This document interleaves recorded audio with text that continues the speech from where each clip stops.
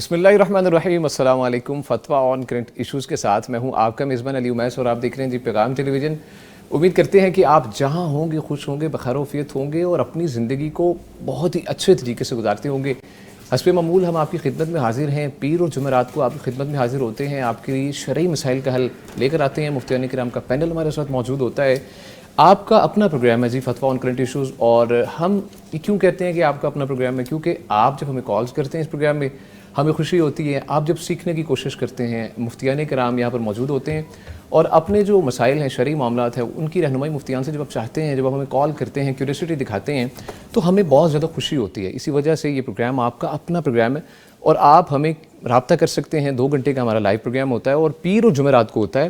یاد رکھا کریں، پیر اور جمعرات رات 8 سے 10 ہم آپ کی خدمت میں حاضر ہوتے ہیں، اور آپ کو بتاتے چلیں کہ آپ اس پروگرام میں لائیو کالز کے تو شریک ہو سکتے ہیں۔ اور ہونا کیسے ہے، نمبر نوٹ فرما لیجیے۔ سب سے پہلے تو آپ 04211170000 یعنی 0421117000۔ اس کے علاوہ آپ ہمیں یوٹیوب پہ جوائن کر سکتے ہیں، پیغام ٹی وی لائیو سرچ کرنا ہے آپ نے، اور لائیو جو سٹریم ہے اس کے کمنٹ سیکشن پہ اپنے سوالات لکھنے ہیں۔ انشاءاللہ مفتیان کرام سے ان کے جوابات آپ کو لائیو مہیا کیے جائیں گے۔ ایز ویل ایز آپ ہمیں واٹس ایپ پہ بھی ریچ کر سکتے ہیں، وہ بھی نمبر آپ نوٹ فرما لیجیے، 0321565200 یعنی 0321565200۔ ہمارے ساتھ الحمدللہ مفتیان کرام کو جو پینل موجود ہوتا ہے، پیغام ٹیلی ویژن کے ناظرین کے لیے کسی بھی قسم کے تعارف کا محتاج نہیں ہے جی۔ پہلی شخصیت فضیلت الشیخ مفتی عبدالولی خان صاحب، ممبر ہیں جی پیغام فتویٰ کونسل۔ مفتی صاحب السلام علیکم۔ وعلیکم السلام۔ مفتی صاحب خوش آمدید، کیسی طبیعت آپ کی؟ بارک اللہ فیکم اکرمکم اللہ۔ اور ان کے ساتھ موجود ہیں جی فضیلت الشیخ مفتی محمد نعمان فاروقی صاحب، وہ بھی الحمدللہ ایز ویل ایز پیغام فتویٰ کونسل کے ممبر ہیں۔ مفتی صاحب السلام علیکم۔ وعلیکم السلام ورحمۃ اللہ۔ ویری ویلکم ٹو دا شو مفتی صاحب، کیسے مزاج ہے؟ الحمدللہ، اللہ تعالیٰ آپ کو خوش رکھے۔ ناظرین کرام، جیسا کہ آپ کو علم ہے کہ ہمارا سیگمنٹ وائز پروگرام ہوتا ہے۔ جو پہلا سیگمنٹ ہے وہ ڈیڈیکیٹڈ ہوتا ہے، جو کرنٹ ایشوز ہوتے ہیں، کوئی بھی معاملات ہوتے ہیں جو اس وقت جن کی ہائپ ہوتی ہے، یا ایسے معاملات جس میں ہمیں رہنمائی چاہیے، معاشرتی معاملات ہیں جو بہت زیادہ وائرل ہوتے ہیں، تاکہ لوگوں تک بہتر طریقے سے اس کا دنیاوی رخ بھی ہم دکھا سکیں اور خاص طور پر جو ایک شرعی رہنمائی آپ تک پہنچائی جا سکے۔ پہلی جو ہیڈ لائن ہے مفتی عبدالولی خان صاحب۔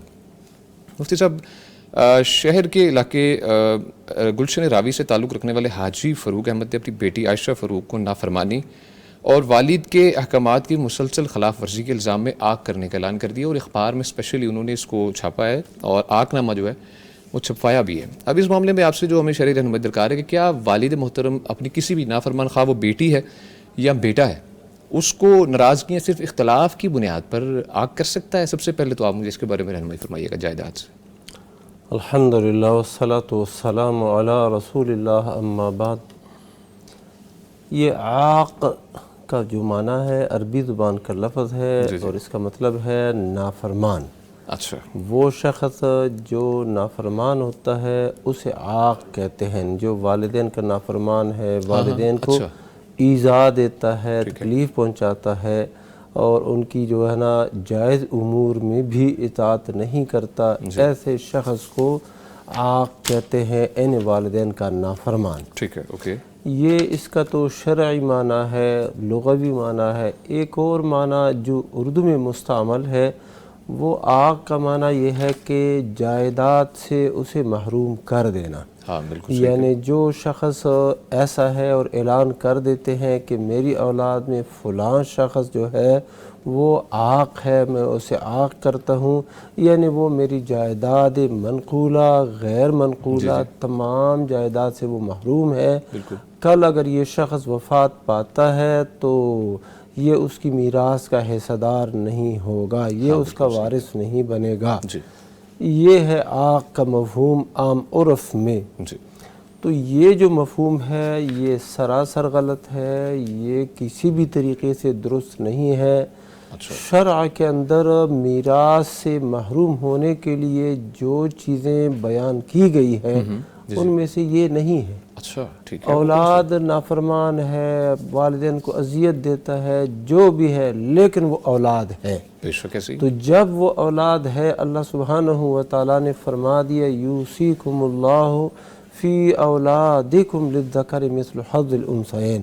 اللہ سبحانہ وتعالیٰ تمہیں تاکیدی حکم کرتا ہے تمہاری اولاد کے بارے میں کہ جو لڑکا ہے اس کے لیے 2 حصے، جو لڑکی ہے اس کے لیے 1 حصہ۔ بالکل۔ تو اب یہاں پر یہ نہیں آیا کہ یہ لڑکا اچھا ہے برا ہے، اس کی نشست و برخاست کیسی ہے کیسے نہیں ہے، یہ نہیں آیا۔ جیسے ہی یہ والد مکرم وفات پا جائیں گے تو اس کے بعد اس کی یہ بیٹی جس کو اس نے عاق کر دیا ہے، شرعی لحاظ سے وہ اس کی وارث بنے گی۔ اور اگر ایک شخص اپنے وارث کو میراث سے محروم کرنا چاہتا ہے تو اس کی شدید وعید آئی ہے۔ سنن ابن ماجہ شریف میں ایک حدیث ہے، ابو ہریرہ رضی اللہ تعالیٰ عنہ حدیث بیان کرتے ہیں کہ اللہ کے نبی صلی اللہ علیہ وسلم نے فرمایا، جو شخص کسی وارث کا میراث کاٹتا ہے، وہ میراث جس کو اللہ اور اس کے رسول نے مقرر کر دیا ہے، اللہ سبحانہ و تعالیٰ اس شخص کو جنت میں جو اس کا حصہ ہے، میراث ہے جو اس کا حصہ بنتا ہے، اس سے محروم کر دے گا۔ یہ بڑی شدید وعید ہے۔ تو اب ایک شخص ہے، یعنی ایک بچہ ہے، بیٹا ہے، بیٹی ہے، جو بھی ہے، اللہ نہ کرے وہ اپنے والد کو یا اپنے مورث کو، کسی بھی مورث کو قتل کرے، اس صورت میں یہ میراث سے محروم رہتا ہے۔ اچھا، پہلی صورت یہ ہے، یہ پہلی صورت یہ، یا اللہ نہ کرے اولاد میں سے کوئی اولاد ہے جو دین چھوڑ جائے، والعیاذ اسلام سے باللہ، بالکل ہی اسلام چھوڑ دے، مرتد ہو جائے، والعیاذ باللہ، تو یہ جو شخص ہے اب وہ اپنے جو مورثین ہے جن سے یہ میراث لے سکتا تھا، اب یہ وارث ان کا نہیں بنے گا۔ جب یہ نہیں ہے تو اب اس صورت میں صرف اس وجہ سے کہ یہ نافرمان ہے، بات نہیں مانتی اور ایسی ہے، لہذا میں اس سے عاق کرتا ہوں، تو جب تک یہ زندہ ہے اگر وہ اس کو کچھ نہیں دیتا اپنے مال میں سے تو اس کا اختیار ہے، ٹھیک ہے، بالکل، لیکن پھر بھی اس کے اوپر لازم ہے کہ وہ صلہ رحمی کرے۔ صلہ رحمی یہ صرف یہ نہیں ہے کہ اولاد جو ہے نا اچھائی کرے، صلہ رحمی والدین کی بھی ذمہ ہے۔ اور ایک بات میں اور عرض کر دوں کہ یہ جو ہماری اولادیں آج کل کی جو اولادیں ہیں وہ خراب کیوں ہوتی ہے؟ ان میں سے کوئی ایک بندہ جرم کر لیتا ہے، نافرمان بن جاتا ہے، اب والدین بجائے اس کے کہ ان کے لیے دعا مانگے، راتوں کو اٹھ کے ان کی ہدایت کے لیے، اصلاح کے لیے دعا مانگے، یہ کرتے کیا ہے؟ مزید ان کو بد دعاؤں سے نوازتے ہیں، سختیاں بھی کرتے ہیں، تو بجائے اس کے کہ اس کی اصلاح ہو جائے وہ مزید خراب ہوتا جاتا ہے اور یہاں تک کہ وہ بہت انتہا کو پہنچ جاتا ہے۔ تو والدین کی یہ ذمہ داری ہے کہ اپنی اولاد کے لیے وہ نیک دعائیں کرے۔ اچھا، ٹھیک ہے۔ وَجْنُبْنِي وَبَنِيَّ أَن نَعْبُدَ الْأَصْنَامَ، ابراہیم علیہ السلام اپنی اولاد کی اصلاح کے لیے دعا مانگتے تھے، یا اللہ مجھے اور میری اولاد کو بت پرستی سے بچا، سبحان اللہ، اور اے اللہ میری اولاد میں ایک گروہ مسلمۃ لک، میری اولاد کو اپنا تابعدار بنا دے، یعنی تابع فرمان بنا دے۔ تو ایسی دعائیں مانگنی چاہیے۔ رب ہب لی من الصالحین، اس کا بھی یہی مطلب ہے کہ اللہ مجھے صالح اولاد دے جو جسمانی لحاظ سے بھی صالح ہو اور عمل اور اعتقاد کے لحاظ سے بھی صالح ہو۔ بالکل صحیح فرمایا۔ مطلب مفتیان کرام، شیخ جیسا کہ آپ فرما رہے تھے کہ رویہ یہی ہونا چاہیے ہمارا، اس کو جتنا بہتر طریقے سے آرام سے سمجھا سکیں، نہ کہ اور شدت کر کے اس کو بالکل بند کر دیا جیسا کہ یہ کیا گیا، آگ کر دیا ہے۔ تو کیا خیال ہے آپ کا، اگر یہ ایک سٹیپ اٹھایا گیا اس سے کیا وہ واپس آ جائے گا یا کوئی ایسا قدم تو نہیں اٹھائے گا؟ تو ہمیں جو اسلام نے بھی یہ تعلیمات جو ہی دی ہیں جو آپ ہمیں فرما رہے تھے، باقی یہ بات بھی میں وضاحت کر دوں کہ جو اولاد ہے وہ والدین کی نافرمانی کرتی ہے، گناہ کبیرہ کے مرتکب ہے، وہ اکبر الکبائر، جو سب سے بڑے گناہ ہیں، ان بڑے گناہوں میں سے ایک ہے اللہ کے ساتھ شریک ٹھہرانا، کفر کرنا، ناحق قتل کر دینا، اور عقوق الوالدین، یعنی والدین کو اذیت اور تکلیف پہنچانا، ان کی بات نہ ماننا، یہ ان گناہ کبیرہ میں سے ایک کبیرہ گناہ ہے۔ تو یہ اولاد کو چاہیے کہ وہ لوگ جو آپ کی پیدائش کے اسباب میں سے ہیں، انہوں نے آپ کو بڑا کیا، جب چھوٹے تھے تو وہ پیار محبت اور کیا کیا انہوں نے جتن نہیں کیے. اب تو پیدا ہو گیا ہے, تو بڑا ہو گیا ہے, بڑے ہونے کے بعد اب اذیت پہنچاتا ہے. تجھے شرم آنی چاہیے اس کردار سے. اور یہی مفتی صاحب دنیا کا ایک سمجھے کہ طریقہ ہے, چلا آ رہا ہے کہ جو آپ کرتے ہو وہ کل کو آپ کے ساتھ ہوتا ہے. کیونکہ آپ کے بچے بھی اگر دیکھیں گے والدین کے ساتھ کیا سلوک کر رہے ہو تو وہ سمجھیں گے کہ والد کے ساتھ سلوک ہی یہ کرنا ہے, اس کی حقداری ہے. حالانکہ اسلام نے تو جو والدین کو جس طریقے سے ہمیں بتایا بچوں کے من جنس العمل ایک قاعدہ ہے اچھا کہ جو سزا ملتی ہے نا, جو بھی بدلہ ملتا ہے نا, وہ عمل کے جنسی ہوتا ہے. یعنی بندے نے جیسا عمل کیا ہوتا ہے اسی طرح اس کو بدلہ بھی ملتا ہے. کما تو دینو تو دانو. بے شک, بہت شکریہ مفتیان کرام. اللہ تعالیٰ ہمیں والدین کو بھی چاہیے کہ والدین بھی بہتر سمجھیں, اور اولاد کو خاص طور پر چاہیے جو والدین کے حقوق ہیں جس طرح سے قرآن مجید میں ہمیں فرمایا اس کے اوپر عمل کریں ہم. مفتی نعمان فاروقی صاحب, شیخ دوسری خبر ہے جی, شیخ پورہ کا علاقہ ہے, اس کے نواحی علاقے کے قدیمی قبرستان میں زمین پر مبینہ قبضوں کی اطلاعات سامنے آئی ہیں. اور بریفلی اگر بتاتا چلوں کر کیا رہے ہیں, وہ راتوں رات آتے ہیں اور قبریں کیونکہ کچی ہیں وہاں پر ساری, تو ان پر وہ بلڈنگز کھڑی کر دیتے ہیں, ان کو پلین کرتے ہیں اور ان کے پر ان کو فروخت کرنے کے لیے لگا دیتے ہیں. اور یہ بہت زیادہ شکایات موصول ہوئی ہیں, اور کچھ لوگوں نے یہ بھی دعویٰ کیا ہے کہ ہم اس وجہ سے قبریں جو ہے نا پکی بنانا شروع کر دی ہے ہم نے, تاکہ وہ ایسا کر نہ سکے, ایسا قدم نہ اٹھا سکے. کیونکہ پتہ نہیں لگتا جب مٹی کی ہے تو جب پلین ہو جائے تو کہاں پتہ چلتا ہے, کیونکہ کافی کھلی جگہ ہوتی ہے, آپ کو نہیں پتہ چلتا کہ آپ کے اپنے پیارے کی قبر کہاں پر ہے. اچھا, یہ تو ایک معاملہ تھا جو انہوں نے کہا ہے. اب اس میں جو سوال اٹھتا ہے یہ ہے کہ سب سے پہلے تو یہ بتائیے کہ اگر کوئی ایسا کر رہا ہے ایک تو اس کے بارے میں بتائیے کہ جو کرنے والے ہیں ان کے لیے کیا شریعت نے کیا رہنمائی دی ہے, اور دوسرا اگر کوئی ایسا کرے کہ باؤنڈری بنا دے قبروں کے ارد گرد, مکمل طور پر نہیں پکی کرے لیکن باؤنڈری بنا دے صرف اس ڈر سے کہ چلیں محفوظ رہے, تو کیا ایسا کرنا کسی شخص کے لیے درست ہے مفتی صاحب؟ جی, ان الحمد للہ والصلاۃ والسلام علی رسول اللہ. اس میں بنیادی طور پہ تو ایسا کرنا جی کسی ضرورت کے تحت اگر آپ باؤنڈری بناتے ہیں, جی اس ضرورت کے تحت مثلا پانی نہ آ سکے, ہاں بالکل ٹھیک ہے, بعض اوقات نہر کے کنارے پہ یا ایسا کچھ ہو تو آپ ایسی کوئی مضبوط کنکریٹ کے ادھر پانی نہ آ سکے, کوئی باؤنڈری ایسی بن جائے, کوئی حد بندی ہو جائے, ٹھیک ہے, جیسے عموماً قبرستان کے گرد ہوتی ہے ایسی, اور حکومت کروا بھی رہی ہے کئی جگہوں پہ, موسٹلی کروا دیتی ہے. جی جی بالکل صحیح. تو یہ اس حکومت کا بھی وہاں پہ جو سیکٹر ہے ان کو چاہیے کہ وہ دیکھیں کہ کیوں نہیں اس کی باؤنڈری ہوئی. تو لیکن اگر کوئی ضرورت یہ سمجھتا ہے کہ قبر کو کوئی نقصان کا اندیشہ ہے جی, تو وہ سائڈ پہ اگر ایسی کوئی باؤنڈری کر دیتا ہے تو اس میں کوئی ایسی قباحت نہیں ہے. ہاں ٹھیک ہے. ایک قاعدہ ہے اصول فقہ کا کہ ضرورات تبیح المحظورات, کہ جو ضرورتیں ہوتی ہیں نا وہ ممنوع چیزوں کو مباح قرار دے دیتی ہیں. اچھا, یہ قاعدہ ہے بیسک سے, ٹھیک ہے, یہ اصول فقہ کا ایک قاعدہ ہے اور بالکل صحیح قاعدہ ہے. تو جب ضرورت پڑے پھر ایسا کیا جا سکتا ہے. یعنی قبر تو ظاہر اندر سے کچی ہے, آپ صرف حد بندی کر رہے ہیں قبروں کی یا اس خاص ایریے کی یا ادھر, تو ایسی کوئی باؤنڈری بنانا اس میں کوئی قباحت نہیں ہے. ٹھیک ہے. باقی ایک اہم مسئلہ یہ ہے کہ قبروں کو دیکھیے قبضہ سے چھڑانا ایک علیحدہ بات ہے, وہ تو نہیں ہونا چاہیے قبرستان پہ, ٹھیک ہے. تو اس کے لیے جو بھی آواز ہو سکتی ہے وہ اٹھائیں اور اپنی بات, اور قبضے اگر ہوئے ہیں تو ان کو چھڑوانا چاہیے, اور اس میں حکومت کے ساتھ مل کے ایسا کریں تاکہ وہ حکومت کے تحت ان کو سزا ملے. جی جی. اور دوسری بات یہ ہے کہ قبروں کو آخر کب تک ہم بچا کے رکھ سکتے ہیں, ہاں ٹھیک ہے, یہ تو بات درست ہے. ٹھیک ہے, ایک نسل دوسری تیسری, اب پردادا کی قبر کو شاید ہی کوئی لوگ جانتے ہیں, شاید ہی, جی جی, بہت کم لوگ جانتے ہیں. تو یہ اللہ تعالیٰ کا ایک نظام ہے, اس کو یعنی قبروں کی جو نشانی یا نشاندہی یا اسے پکا بنانے سے منع فرمایا گیا نا, اس کے پیچھے بھی راز یہی ہے.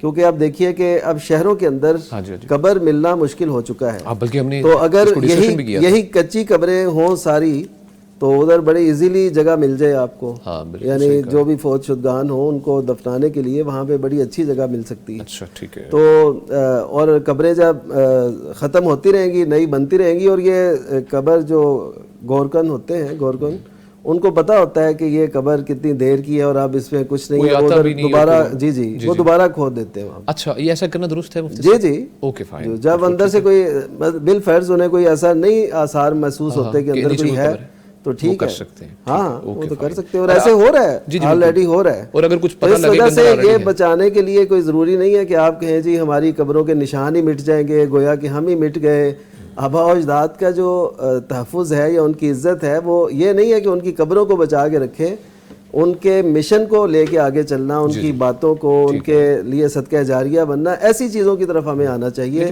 تو ہمارا سارا جو کچھ ہوتا ہے نا وہ یہاں تک رہ جاتا ہے۔ اچھا مفتی صاحب، اس سلسلے میں جو پہلے آپ نے فرمایا وہ زیادہ بہتر ہے، کیونکہ اگر یہ ایک تو نیچرلی ہے، نیچرلی ختم ہو رہی ہیں وہ تو ایک سمجھاتا ہے قدرتی طور پر، لیکن کوئی شخص اگر ایسا کر رہا ہے وہ یہ ہر جگہ نہیں ہے، کبھی بھی ہم اس کے حق میں نہیں ہو سکتے۔ نہیں بیسیکلی کہا گیا کہ چار دیواری جو آپ نے کہا جی چار دیواری بالکل وہ کی جا سکتی ہے اس صورت میں، خاص اس صورت میں بالکل درست، اور یہ قبر کو پختہ کرنے میں نہیں آئے گا کیونکہ آپ سائٹ پہ کر رہے ہیں، قبر کچی ہے۔ بالکل سر، تھینک یو سو مچ، بہت شکریہ۔ کالر ہے ہمارے ساتھ جی، السلام علیکم۔ وعلیکم السلام۔ سامہ صاحبہ جی شیخ پورہ سے، جی بھائی جان کیسے ہیں آپ؟ جی الحمدللہ سر، میرا مفتی صاحب ایک سوال ہے۔ جی سوال یہ ہے کہ ایک نوجوان عورت ہے، باپردہ دیندار عورت ہے، اچھا، تو مطلب بالکل ٹھیک ہے، تندرست ہے، تو وہ کہتی ہیں کہ میں نے نکاح نہیں کرنا، میں نے شادی بالکل نہیں کرنی، میں اکیلے زندگی گزارنا چاہتی ہوں۔ اچھا، کیا کلیم کیا کرتی ہیں، کیوں نہیں نکاح کرنا انہوں نے؟ وہ وجہ یہ کہتی ہیں کہ میری ساری زندگی جو گزری ہے نا، ہمارے گھریلو جھگڑے ختم ہوئے ہی نہیں ہیں۔ اچھا، تو میں ان معاملات کو دیکھ کے میں اس چیز سے بہت دور ہوں کہ میری آئندہ زندگی جو شادی میں ہونے کے بعد ایسے گزرے۔ اللہ، تو وہ یہ چاہتی ہے کہ میں بالکل شادی نہیں کرنا چاہتی، وہ اس چیز سے دور بھاگ گئی، جب شادی کا نام لیتے ہیں نا وہ دور بھاگ جاتی ہے، وہ رونے لگ پڑتی ہے، ڈپریشن اور انزائٹی کا مریض ہے، حالانکہ باپردہ ہے، جو 5 وقت کی نمازہ عورت ہے اور قرآن پاک کی تلاوت بھی کرتی ہے، ٹھیک تو ہے، نکاح سے دور بھاگ رہی ہے، والدین بہت کوشش کر رہے ہیں لیکن وہ کہتی ہے میں نے نہیں کرنا۔ بالکل درست فرمایا، ٹھیک ہے جی، بہت شکریہ۔ اس بارے میں ہماری کیا رہنمائی کرتی ہے؟ عمر کتنی ہے اسامہ صاحب ان کی بتائیے گا؟ عمر ان کی 28 سے 35 سال کے درمیان کر لی، 28 سے 35 سال 35 سال کے درمیان، ایگزیکٹ فگر ہمیں نہیں معلوم کہ ان کی جو ہے معلوم ہے۔ بالکل سر، بہت شکریہ اسامہ صاحب، آپ نے کال کی شیخ پورہ سے۔ مفتی عبدالولی خان صاحب شیخ فرمائیے گا اس کے بارے میں۔ یہ کسی بھی شخص کا نکاح سے انکار کرنا یہ جائز نہیں ہے۔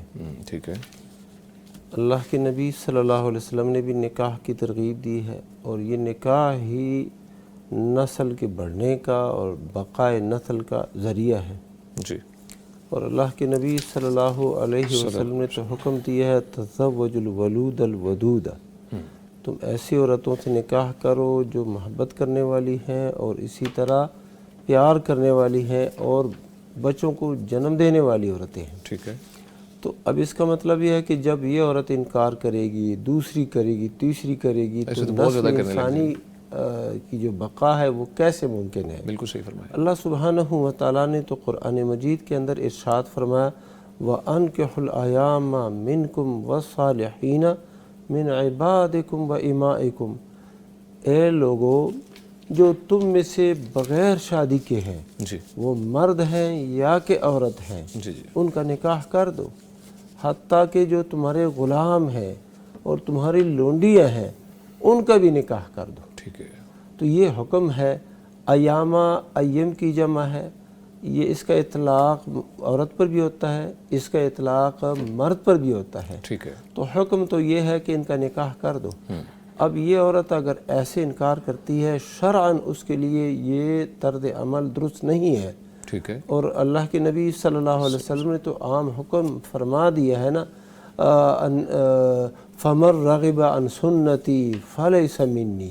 وہ 3 اشخاص آئے اللہ کے نبی صلی اللہ علیہ وسلم کے گھر، آپ صلی اللہ علیہ وسلم کی عبادت کے بارے میں پوچھا تو بتایا گیا، تو کأنہم تقالوہا، گویا کہ انہوں نے اللہ کے نبی صلی اللہ علیہ وسلم کی عبادت کو کم سمجھا، پھر خود ہی دلیل دینے لگے کہ نبی صلی اللہ علیہ وسلم اگر کم عبادت کرتے ہیں تو ان کے تو اگلے پچھلے تمام خلاف اولا امور یا گناہ وہ معاف کر دیے گئے ہیں، تو ان کو زیادہ عبادت کرنے کی کیا ضرورت ہے؟ ہمیں تو زیادہ عبادت کرنے کی ضرورت ہے۔ ان میں سے ایک نے کہا کہ میں تو ساری عمر روزے رکھوں گا، دوسرے نے کہا میں جو ہے نا رات کو قیام ہی کرتا رہوں گا، اور تیسرے نے کہا میں شادی نہیں کروں گا، شادی نہیں کروں گا، اور شادی کی وجہ سے بندہ عبادت سے رہ جاتا ہے۔ اچھا، اللہ کے نبی صلی اللہ علیہ وسلم کو یہ بات بتائی گئی، امہات المومنین نے یہ بات بتائی کہ ایسے 3 بندے آئے تھے اور وہ یہ کہہ کے گئے ہیں۔ اللہ کے نبی صلی اللہ علیہ وسلم نے خطبہ ارشاد فرمایا کہ ما بال اقوام یقولون کذا و کذا، ان لوگوں کو ہوا کیا ہے جو ایسی ایسی بات کرتے ہیں. تو پھر ساری بات بتائی کہ میں نبی ہوں، اللہ سے سب سے زیادہ ڈرنے والا ہوں، سب سے زیادہ متقی ہوں، لیکن میں روزے رکھتا بھی ہوں، بغیر روزے کی بھی رہتا ہوں، رات کو کچھ حصے میں قیام بھی کرتا ہوں، سوتا بھی ہوں، اور میں نے شادی میں بھی کی ہوئی ہے. بالکل. پھر فرمایا فمن رغب عن سنتی فلیس منی، جو میری سنت سے اعراض کرتا ہے وہ مجھ سے نہیں ہے. تو ہم اپنی اس بہن کو یہ نصیحت اور وصیت کرتے ہیں کہ ضرور شادی کرے. یہ اللہ کے نبی صلی اللہ علیہ وسلم کا حکم ہے، یہ اللہ کا حکم ہے. اور آپ کے بچے پیدا ہوں گے، وہ بچے آپ کے لیے صدقہ جاریہ بنیں گے. حدیث میں جو آیا ہے کہ جب انسان فوت ہو جاتا ہے تو اس کے بعد انقطع عنہ عملہ، اس کے عمل کا سلسلہ بھی منقطع ہو جاتا ہے. اب کیا ہے، 3 جو ہے نا امور سے اس کو پھر بھی ثواب ملتا رہتا ہے. صدقہ جاریہ ہے، علم ينتفع به، کوئی علم ہے جس سے لوگ فائدہ اٹھا رہے ہیں، اور ولد صالح يدعو له، اولاد ہے جو آپ کے لیے دعائیں مانگتی ہے، اور ولد صالح ہے. ابن ماجہ کے اندر ایک اور حدیث ہے کہ نبی صلی اللہ علیہ وسلم نے فرمایا کہ جنت کے اندر ایک شخص پہنچا ہوگا لیکن اس کا درجہ بلند نہیں ہوگا، پھر اس کا درجہ یکدم بلند ہو جائے گا. پوچھے گا یا اللہ یہ کیسے ہوا؟ تو فرمایا جائے گا باستغفار ولدک لک، تیری اولاد نے تیرے لیے مغفرت کی دعا مانگی ہے. اس وجہ سے تو یہ جو بہن ہے اس کو تو اللہ کا خوف کرنا چاہیے جو اس طرح کی بات یعنی کر رہی ہے. اور میں ان کے جو وارث ہے، ان کے جو اقارب ہیں، ان کو بھی یہ کہتا ہوں کہ ان کو کوئی صدمہ پہنچا ہے اور تم لوگوں نے اس کی شادی وہاں پہ نہیں کی ہے جہاں پر ہونی چاہیے تھی یا ان کی خواہش تھی، اب وہ ایک نا ضد میں آ گئی ہے.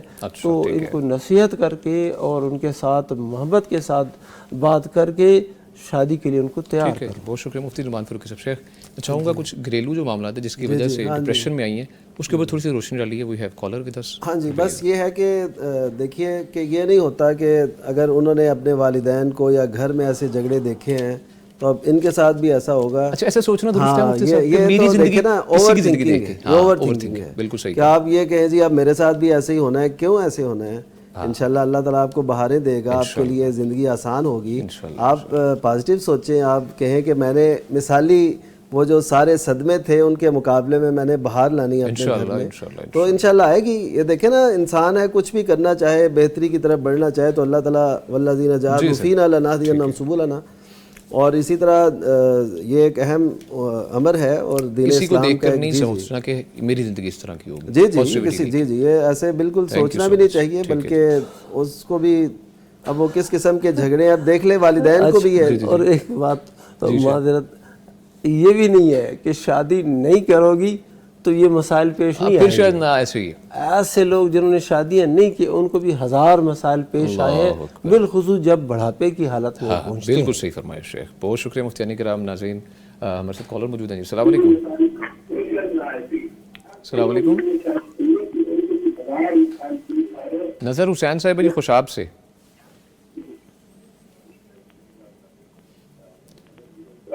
نظر حسین صاحب خوشاب سے. سر ٹی وی کا والیوم بند کر دیجیے. السلام علیکم. وعلیکم السلام.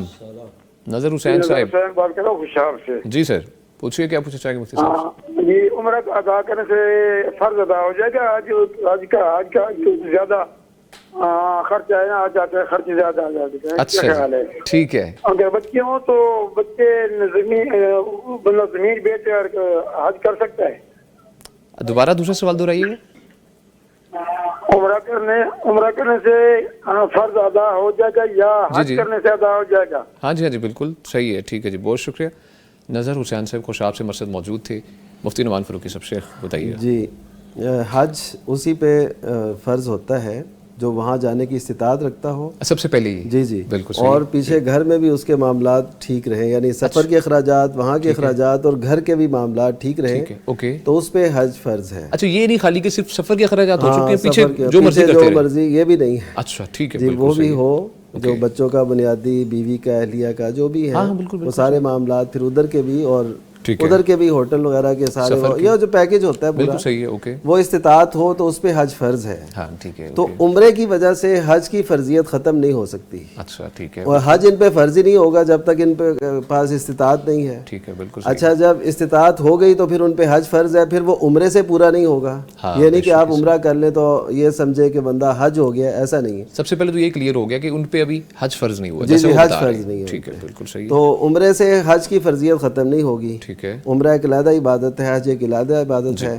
ہاں یہ ہے کہ جب بندہ حج کرتا ہے تو اس کے ساتھ وہ حج تمتع کرے گا تو اس کے ساتھ عمرہ تو شامل ہو جائے گا. Fine fine. تو یعنی وہ بڑی سہولیات ہیں، وہ تو ہے. بالکل صحیح. تو لیکن یہ ہے کہ اس حج کی فرضیت ختم نہیں ہوگی. یہ نہیں کوئی بندہ کہہ سکتا جی میں نے چونکہ عمرہ کر لیا ہے اب میرے سے وہ فرضیت جو حج کی تھی وہ ختم ہو گیا، ایسا نہیں ہوگا. ٹھیک ہے. باقی یہ ہے کہ غالباً ان کے سوال کا دوسرا پہلو یہ تھا کہ کوئی زمین وغیرہ بیچ کے حج کرنا، ایسا بھی شاید انہوں نے پوچھا.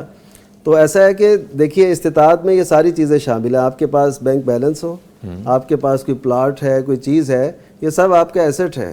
تو یہ جس کے پاس یہ چیزیں ہیں، زمین ہے اور زرعی زمین ہو یا جو بھی ہو، تو وہ بھی اس کا سرمایہ ہے. اور جس کے پاس یہ اتنی استطاعت ہو تو اسے حج کرنا چاہیے، ضرور کرنا چاہیے. بالکل صحیح کہا. تو یہ بیچ کے کریں یا جیسے بھی کریں، وہ صاحب استطاعت بن چکے، اب ان کو حج کرنا چاہیے. اور قرآن مجید کے اندر اللہ تعالیٰ نے واضح طور پہ فرمایا وَلِلَّهِ عَلَى النَّاسِ حِجُّ الْبَيْتِ مَنِ اسْتَطَاعَ إِلَيْهِ سَبِيلًا. اور پھر آخر یہ کہ لوگوں کے لیے، اللہ تعالیٰ کے لیے لوگوں پر حج کرنا لازم ہے، فرض ہے، جو اس کی استطاعت رکھتا ہو. اور جو کوئی اس کا انکار کرے گا تو وہاں پہ پھر آگے کافر کا لفظ اللہ تعالیٰ نے فرمایا کہ اللہ تعالیٰ پھر ان اللہ غنی کافرین، کہ اللہ تعالیٰ کافروں سے غنی ہے. اچھا مجھے صاحب یہاں پر میں کچھ پوچھنا چاہوں گا، جیسا کہ آپ نے فرمایا، جی شیخ آپ کی طرف بھی انشاءاللہ بڑھوں گا، کہ جو جائیداد کا معاملہ ہے، جائیداد بیچ کر چلے جانا، کیا ایسا ممکن ہے کہ وہ اس نے بچے کے لیے رکھی ہے، اولاد کے لیے، یا اس کے لیے ذریعہ معاش ہے؟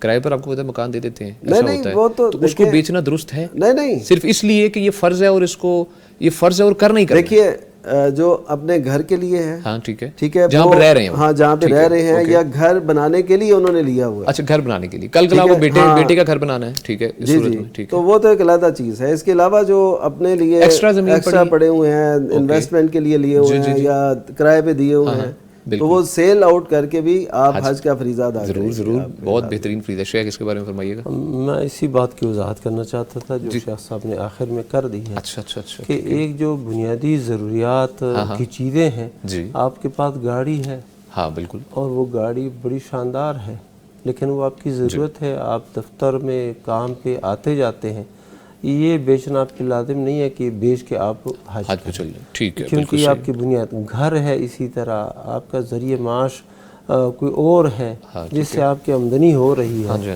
اس کو ختم کر کے یہ نہیں ہے. ٹھیک ہے. اور مفتی صاحب ویسے سوال مجھے بڑا ان کا نا ایک درد بھی ان کے سوال میں محسوس ہوا کہ حج نہیں ہم کر سکتے، تو ہمارے لیے کیا رستہ ہے کہ ہم جی حج کا ثواب بھی پا لیں. اور دیکھیں فرائض، حالانکہ ہم نارملی ہم نمازوں کو نہیں دیکھتے چونکہ ہر حالت میں فرض ہیں، ہم جہاں بھی ہیں، بیماری میں ہیں، صحیح ہیں.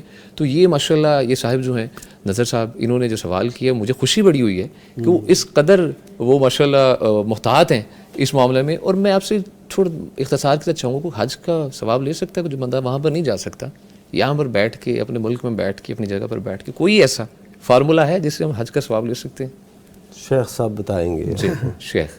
جی وہ اس میں ایسا ہے کہ نبی کریم صلی اللہ علیہ وسلم کا ارشاد گرامی ہے اور سنن کی صحیح روایات ہیں کہ جو شخص نماز پڑھتا ہے اپنی جگہ پہ، ہاں جی، اور اس کے ساتھ وہ بھی شامل کر لیں جو خواتین گھر میں پڑھتی ہیں، یعنی میں نے وہ تحقیقات جو پڑھی اور اہل علم کے بیانات. فجر کی نماز، فجر کی نماز، فجر کی، ٹھیک ہے، فجر کی نماز پڑھے مرد مسجد میں، عورت گھر میں، ٹھیک ہے، کیونکہ عورتیں جو ہے نا ان کو بھی ساتھ رکھنا چاہیے. ٹھیک ہے، بالکل. تو نبی صلی اللہ علیہ وسلم نے فرمایا کہ جو شخص بیٹھے اور بیٹھا رہے اسی حالت میں، اور پھر وہاں سے وہ اشراق کی نماز پڑھ کے وہاں سے اٹھے، جی، اگر درمیان میں کوئی تھوڑا بہت اٹھنا پڑتا ہے تو وہ اس حدیث کی نفی میں نہیں آئے گا، یعنی اس پہ یہ حدیث کا اطلاق ہوگا. مثلا وضو کرنے گیا ہے، قرآن مجید اٹھانے گیا ہے، یا ایک جگہ بدلی یا کوئی ایسا ہوا، بالکل صحیح، یہ نیند آ رہی ہے تو کہتے ہیں چلو اٹھ جاتا ہوں، اٹھ کے تھوڑا سا دوبارہ واپس آتا ہوں. کیونکہ اس کی دلیل بھی ہے نا، سیدنا سماک بن حرب تابعی ہیں، انہوں نے جابر بن سمرہ رضی اللہ عنہ سے پوچھا کہ آپ کی مجلسیں نبی صلی اللہ علیہ وسلم کے ساتھ ہوتی تھی. انہوں نے کہا ہماری بہت سی مجلسیں ہوتی تھی, صحیح مسلم کی روایت. تو نبی صلی اللہ علیہ وسلم تشریف فرما ہوتے تھے اپنی جگہ پہ, اور ہم آپ کے گرد جمع ہو جاتے تھے. اب دیکھیے صحابہ تو اپنی جگہ چھوڑ کے آتے تھے, تو آپ تو بیٹھے رہتے تھے اور باتیں بھی ہوتی تھی, اور پھر اس کے بعد اشراق پڑھتے. جی. تو جو شخص اشراق پڑھتا ہے اسی طرح بیٹھ کے, چاہے وہ عورت ہے گھر میں نماز پڑھے تو جگہ پہ بیٹھی رہے اپنی نماز کی جگہ پر, اور اشراق پڑھے تو نبی کریم صلی اللہ علیہ وسلم کے ارشاد کے مطابق اسے حج اور عمرے کے مقبول حج اور عمرے کا ثواب مقبول جو قبول ہوتا ہے. ٹھیک ہے. اچھا مفتی عبدالولی خان صاحب, شیخ میرا سوال ہے اختصار کے ساتھ, کیا والدین کو پیار بھری نگاہ سے دیکھنا حج مبرور کے برابر ہے اس کا ثواب؟ یہ کوئی ایسی حدیث موجود ہے؟ ہاں, یہ بڑا مشہور مقولہ ہے جی, لیکن اس کی کوئی اصل نہیں ہے. اچھا, اصل نہیں ہے اس کا؟ اصل نہیں ہے. اچھا اچھا. ہاں جی, وہ یہ محبت سے دیکھنا والدین کو ایک حج کا ثواب ملتا ہے. اچھا ٹھیک ہے سر, تھینک یو. ٹھیک ہے سر, بغیر بہت ثبوت شکریہ کی بات ہے. تھینک یو سو مچ. اسی طرح ایک اور بھی ہے ویسے فضیلت کی بات, کہ وہ جب جو شخص مسجد میں آتا ہے نا, جی جی, مسجد میں چل کے آتا ہے, ہاں ہاں, اور وضو کر کے گھر سے طہارت, اور مسجد میں اللہ تعالیٰ کی رضا کے لیے وہ مسجد میں آ رہا ہے نماز پڑھنے کے لیے, اس کو اور کوئی مقصد اس کو چلانے والا نہیں ہے, اس کو لانے والا نہیں ہے. ٹھیک ہے. تو اس کو بھی قدم قدم پہ حج کا ثواب بھی یہ حدیث سے ثابت ہے. ٹھیک ہے جی, بہت اچھا, شکریہ. یہ بھی یاد رہے کہ یہ حج کا ثواب ملتا ہے, حج نہیں ادا ہوتا. حج فرض حج ادا نہیں ہوگا لیکن ثواب ملے گا. ٹھیک ہے. اگر کسی کے پاس یہ جو ثواب ہوتا ہے نا, یہ ثواب تفضلی ہوتا ہے. یہ کیا ہوتا ہے مفتی صاحب؟ بس یہ جو سن لیں گے نا وہ سمجھ جائیں گے. اچھا, تھینک یو سو مچ, بہت شکریہ جی. ناظرین کرام, یہاں پر وقت ہے چھوٹی سی بریک کا, ہمارے ساتھ رہیے گا. ویلکم بیک جی. گفتگو کا سلسلہ آگے بڑھاتے ہیں, لیکن اس سے پہلے آپ کو چھوٹا سا ریمائنڈر کرواتے چلیں کہ آپ اس پروگرام میں لائیو کالز کے تھرو شریک ہو سکتے ہیں. آپ نے کرنا کیا ہے جی, اسکرین پہ بھی آپ کے نمبر گاہے بگاہے آپ کے شو ہوتا رہتا ہے, آپ وہ نمبر نوٹ فرما لیجیے, 0421117000000, یعنی 0421117000. اس کے علاوہ آپ ہمیں یوٹیوب پہ جوائن کر سکتے ہیں, وہ بھی نمبر, وہ بھی آپ نے لکھنا کیا ہے, آپ نے پیغام ٹی وی لائیو سرچ کرنا ہے, اور اس کے کمنٹ سیکشن میں آپ نے سوالات لکھنے ہیں. انشاءاللہ مفتیان کرام ان کے جوابات آپ کو لائیو مہیا کریں گے. اور اسی کے علاوہ آپ ہمیں واٹس ایپ پہ بھی ریچ کر سکتے ہیں, وہ بھی نمبر نوٹ فرما لیجیے, 0321565200, یعنی 0321552000. آپ کی جانب سے بھیجے گئے سوالات کی جانب بڑھیں گے. مفتی عبدالولی خان صاحب, مفتی صاحب پوچھا جا رہا ہے, ہمارے ایک بھائی پوچھتے ہیں کہ ایک صاحب بتا رہے تھے کہ اگر کسی کو جنات کا مسئلہ ہو, وہ ہر ہفتے اور منگل کو بڑے گوشت کا قیمہ لیں اور اسے بدن پر پھیر دیں اور کتے کو کھلا دیں تو افاقہ ہوگا, کیا ایسا کرنا درست ہے؟ بالکل نادرست ہے. اچھا, یہ شیاطین کی طرف سے اور جادوگروں کی طرف سے ایک ترکیب ہوتی ہے جی, اور وہ اس طرح بتاتے ہیں اپنے لوگوں کو, اس کے ذریعے سے وہ اپنے جنات کو, شیاطین کو خوش کرنا چاہتے ہیں. اچھا ٹھیک ہے. اور اسی طرح یہ ایک طرح سے شیطان ہی کی عبادت ہے.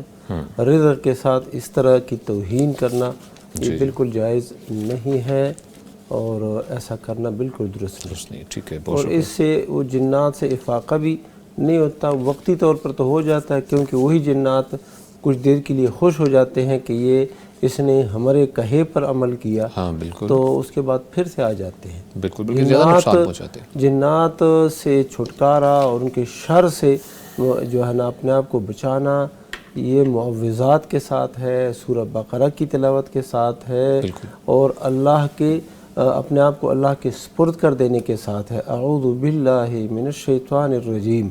یہ جو شیاطین ہوتے ہیں ان کو ہم تو دیکھ نہیں سکتے, تو ہمارے پاس ایسی قوت ہے بھی نہیں کہ ہم ان سے بچ جائیں. یہ ایک اللہ کا آسرا ہے, اللہ ہی ہمیں بچا سکتا ہے ان سے. تو اللہ سے مانگنا چاہیے, اللہ کے سامنے عزت کرنی چاہیے. تو یہ تعوذ باللہ, یعنی اعوذ باللہ من الشیطان الرجیم, اس کا مطلب یہ ہے کہ میں اللہ کی پناہ میں آتا ہوں شیطان سے جو مردود ہے. تو جو آخری صورتیں ہیں 3 ان کو پڑھنا, سورہ بقرہ کو پڑھنا, سورہ بقرہ کی آخری آیات کو پڑھنا, آیت الکرسی کو پڑھنا, خاص طور پر انشاءاللہ یہ پڑھ کے بندہ بچ سکتا ہے. یہ پڑھنے سے انشاءاللہ افاقہ ہوگا انشاءاللہ. بہت شکریہ. مفتی صاحب فرمائیے گا. مفتی نعمان فاروقی صاحب. اچھا, اس میں ایسا ہے کہ یہ ہو سکتا ہے, جیسے شیخ صاحب نے بھی اشارہ کیا نا, کہ ہو سکتا ہے اسے کوئی سہولت ملے, آسانی ہو, اس کی طبیعت اچھی ہونے لگے ہو, کہ دیکھا میں نے ایسے کیا نا, ایسے ہی. تو اصل میں ہوتا کیا ہے, سیدنا ابن مسعود رضی اللہ تعالیٰ عنہ, ان کی اہلیہ محترمہ انہوں نے ایک دن ان پہ کوئی ایسے نشان دیکھے جو اس وقت میں جو منتر وغیرہ پڑھے جاتے تھے اس کا کوئی ایسا اثر دیکھا, نشان دیکھا.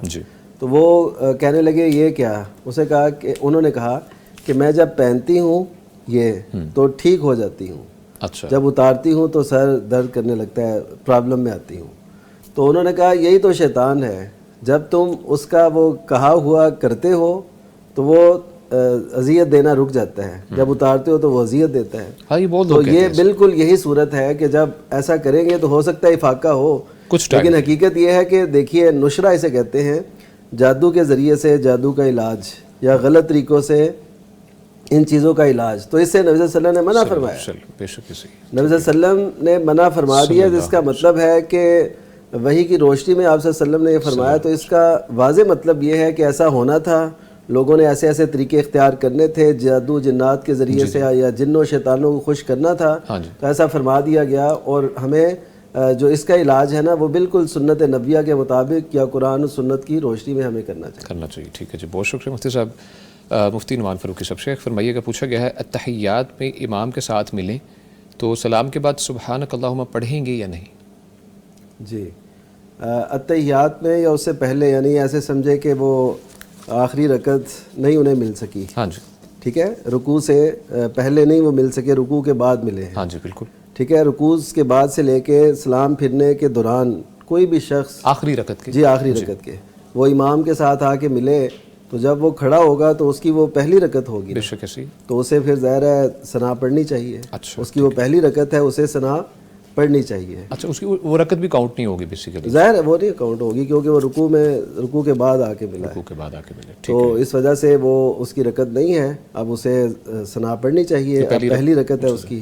جب امام کے ساتھ وہ امام سے علیحدہ ہو جائے تو اب اس کی اپنی نماز ہے, اس سے دیکھنا ہے میں کس رکعت میں ہوں, تو اسی کے مطابق وہ سارے اعمال بجا لائے گا. اور اگر ایک پوری رکعت مل جاتی ہے اس صورت میں؟ ہاں پھر تو ظاہر ہے پھر وہ اس کی پہلی تھی جو اس سے پڑھی, اس میں اگر اسے ثنا پڑھنے کا موقع نہیں ملا, صرف اس نے سورہ فاتحہ ہی پڑھ لی ہے, تو پھر اس کی پہلی رکعت تو ہو گئی. اب یہ دوسری جو ہے یہ بعد والی یہ اس کی دوسری ہوگی, اس میں تو ثنا نہیں ہے. مطلب اگر ہمیں پتہ چلے کہ امام صاحب بس آیات پڑھ رہے ہیں, اس کے بعد رکوع میں جانا ہے, تو ہم ثنا چھوڑ سکتے ہیں, سیدھے ڈائریکٹ ہم سورہ فاتحہ پڑھ سکتے ہیں؟ ٹھیک ہے, بہت شکریہ. کالر ہے ہمارے ساتھ جی, السلام علیکم. وعلیکم السلام سر. حارث محمود صاحب رحیم یار خان سے. جی سر, کیسے ہیں آپ؟ ٹھیک سر, الحمدللہ, شکر. پوچھیے, کیا پوچھنا چاہیں گے آپ مفتی صاحب سے؟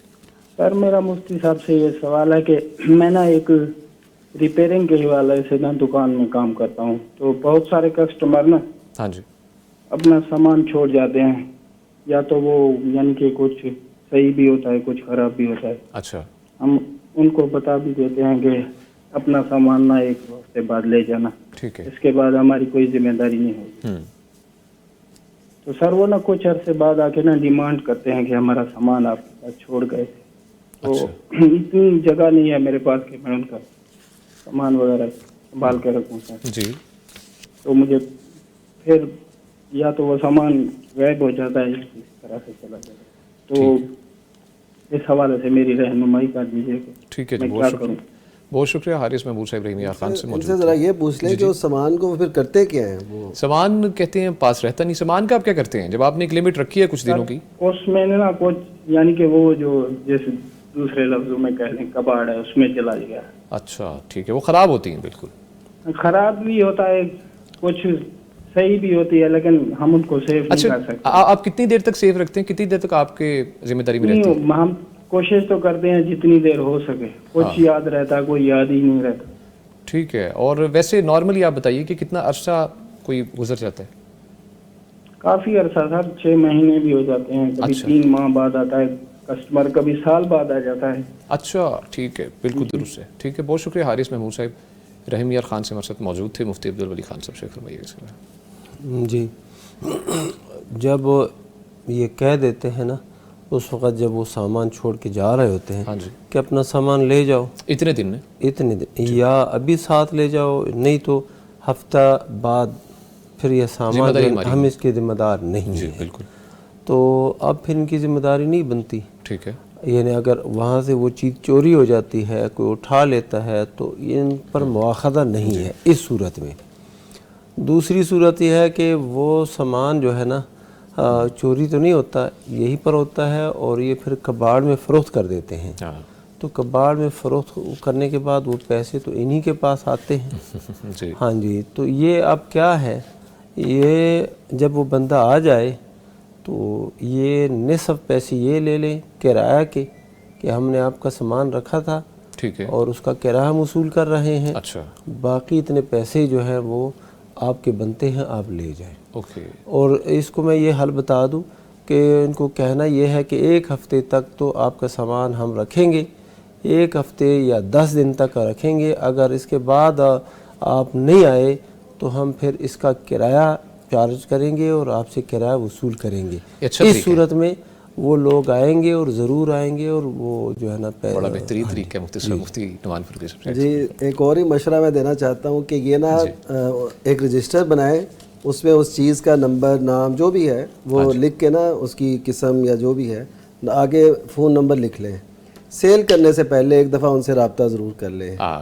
بعض اوقات ایسے ہوتا ہے ہمیں نا مثلا سردیوں میں ہیٹر ٹھیک کروانا ہے، اب اگلی سردیوں کو یاد آئے گا کہ اچھا وہ ہیٹر ادھر دیا ہوا تھا ٹھیک کرنے کے لیے، یا ایسا کچھ، یعنی گرمیوں کی جو چیزیں ہیں ایم اے سی کسی کو ٹھیک کرنے کے لیے دیا ہے، سردیاں آ گئی ہیں یاد ہی نہیں ہے، وہ پھر اگلے سال جب گرمیوں ہو اے سی ادھر دیا تھا، تو ایسی چیزیں ہو جاتی ہیں نا۔ تو میرا خیال احسان کا رویہ یہی ہے کہ یہ ان سے جتنا ہو سکے حق کی ادائیگی جو ہے نا یہ بہت لازم ہے، کسی کے ذمے حق نہ رہے، کوئی کل کو قیامت کے روز یہ دعویٰ نہ کر دے کہ جی میری اس کے پاس چیز تھی، ٹھیک ہے اس نے شرط لگائی لیکن احسان بھی تو کوئی چیز ہے، تو ان کی نیک نامی بھی ہوگی، جتنی احتیاط کر سکے ان کے حقوق کی ادائیگی میں ان کے لیے بہتر ہے۔ ان کے پاس جگہ بھی مفتی صاحب نہیں ہے، نہیں نہ ہو جگہ تو اس کے لیے حل یہ نکال لیں نا کہ وہ ان کا کوئی نمبر اسی چیز پہ لکھ لیں، اسی چیز پہ لکھ لیں ان کا نمبر یہ پرماننٹ مارکر سے، تو وہ جب سیل کرنی اس سے پہلے ایک دفعہ ان سے رابطہ کر لیں میں سیل کرنے لگا ہوں، نہیں تو آپ آگے دکان پر لکھ کے لگا دیں۔ اچھا پھر اس کا ایک مسئلہ یہ بھی ہے نا ان کی مزدوری بھی ان کے ذمہ رہ جاتی ہے، یہ تو ہے بالکل درست فرمایا، ٹھیک ہے، مزدوری ان کی بنتی کم ہے، انہوں نے چیز زیادہ کی سیل کی،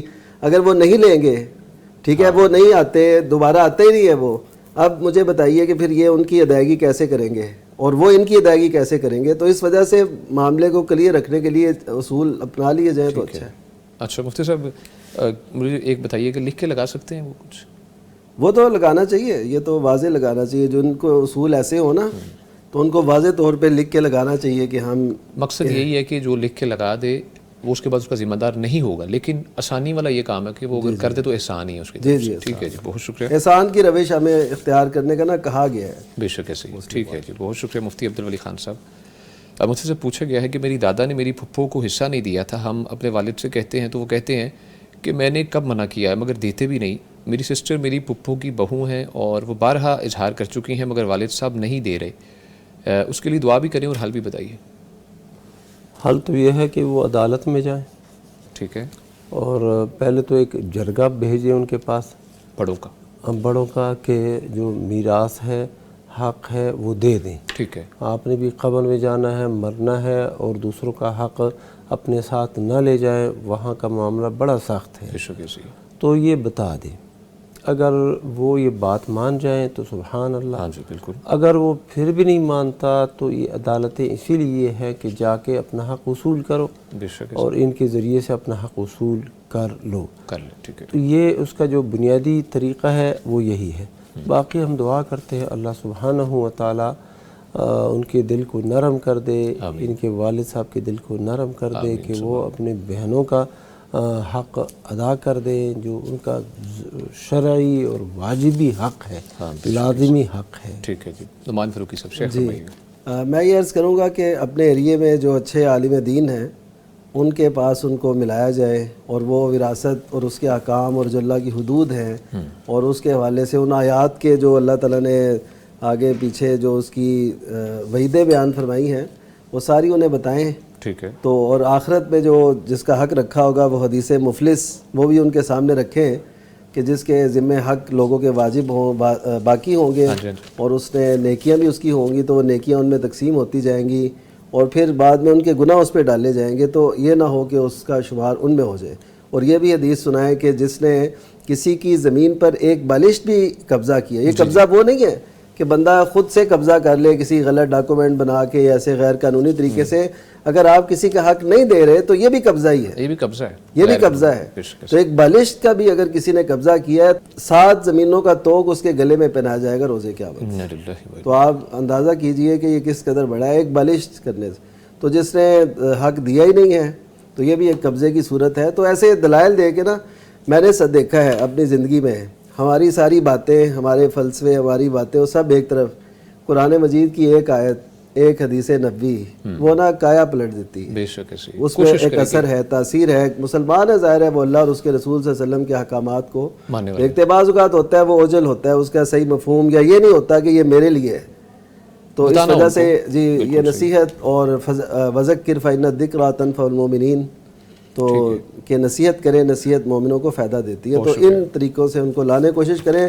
عدالت میں بعض اوقات ایسے بندہ پھنستا ہے کہ وہ اپنے ہی لگ جاتے ہیں, اپنے ہی لگ رہے ہوتے ہیں اور نسل در بہت زیادہ پیسے ویسٹ ہو جاتے ہیں دونوں طرف سے. ہمارے ساتھ کالر ہیں جی, السلام علیکم. وعلیکم السلام. مجھے مفتی صاحب سے یہ پوچھنا ہے کہ کہتے ہیں کہ اگر برا خواب دیکھا ہو تو اسے کسی سے بیان نہ کریں, اور مجھے یہ پوچھنا ہے تو کہ کیا یہ صرف اس سے بیان نہیں کرنا ہوتا جس کے بارے میں دیکھا ہے, یا کسی سے بھی بیان نہیں کرنا, اور کیا اس کی تعبیر پوچھی جا سکتی ہے, کیونکہ وہ پھر بیان تو پھر ہو جائے گا نا, اگر تعبیر کے لیے بھی تو بیان ہی کرنا پڑے گا نا.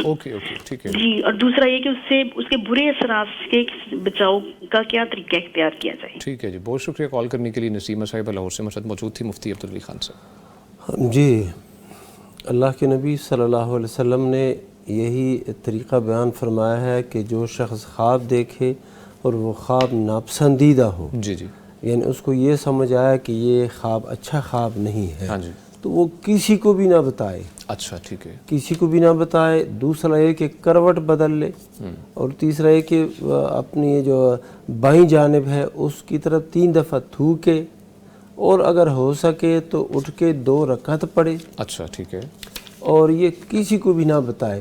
تو اللہ سبحانہ و تعالیٰ پھر اس خواب کے شر سے وہ اللہ تعالیٰ بچائے گا. ٹھیک ہے, وہ جب یہ اٹھے گا نا تو اللہ کی پناہ مانگے اس خواب کے شر سے اور شیطان کے شر سے. بے شک ایسے یہ حدیث میں یہ بھی ہے. اوکے, تو اس کے بعد یہ بالکل بے فکر ہو جائے, اس خواب کا جو شر ہے اسی نقصان نہیں رہے گا. مفتی نعمان فاروقی صاحب شیئر فرمائیے گا اس کے بعد. ہاں جی, اس میں ایسا ہے کہ ایک وہ حدیث مبارکہ ہے نا جس میں یہ آتا ہے کہ خواب پرندے کے پاؤں پہ ہوتا ہے. جی جی, تو جب اس کی تعبیر کر دی جائے تو وہ ویسا ہی ہو جاتا ہے. اچھا, جب تعبیر کر دی جائے, ہاں وہ جی جی وہ حدیث ہے, لیکن اس کا مفہوم یہ نہیں ہے جو لوگوں نے سمجھا ہوا ہے. اچھا ٹھیک ہے, لوگ یہ سمجھتے ہیں کہ اگر کسی نے تعبیر کر دی نا اس کی تو ویسے ہی ہوگا, تو ویسے ہی ہو جانا ہے. وہ ایسا نہیں ہے. وہ اللہ تعالیٰ کے حکم سے جو ہونا ہے وہ ہونا ہے. تعبیر کرنے سے مراد یہ ہے کہ دیکھیے نبی صلی اللہ علیہ وسلم نے ایک دفعہ سیدنا ابو بکر رضی اللہ تعالیٰ عنہ سے تعبیر کروائی, یعنی ایک صحابی کا خواب.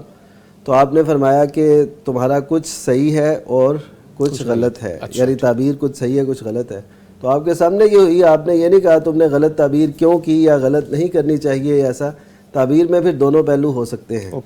تو اس وجہ سے اس کا یہ مطلب نہیں ہے. اس کا مطلب یہ ہے کہ وہ عقل مند, جی جی پوچھی جا سکتی ہے, بلکہ پوچھنی چاہیے. بعض اوقات ایسے ہوتا ہے بندہ سمجھ رہا ہوتا ہے کہ بڑا نا غلط خواب ہے. مثلا پچھلے دنوں ایک خواب کی تعبیر پوچھی گئی مجھ سے کہ جی ایک میں مکے میں ہوں اور وہاں سے میں آ رہی ہوں وہیں کی کسی گلی میں, تو آگے مجھے گدھا نظر آیا, بہت گدھا نظر آیا. ٹھیک ہے, تو یہ کیا ہے, وہ بڑی پریشان تھی.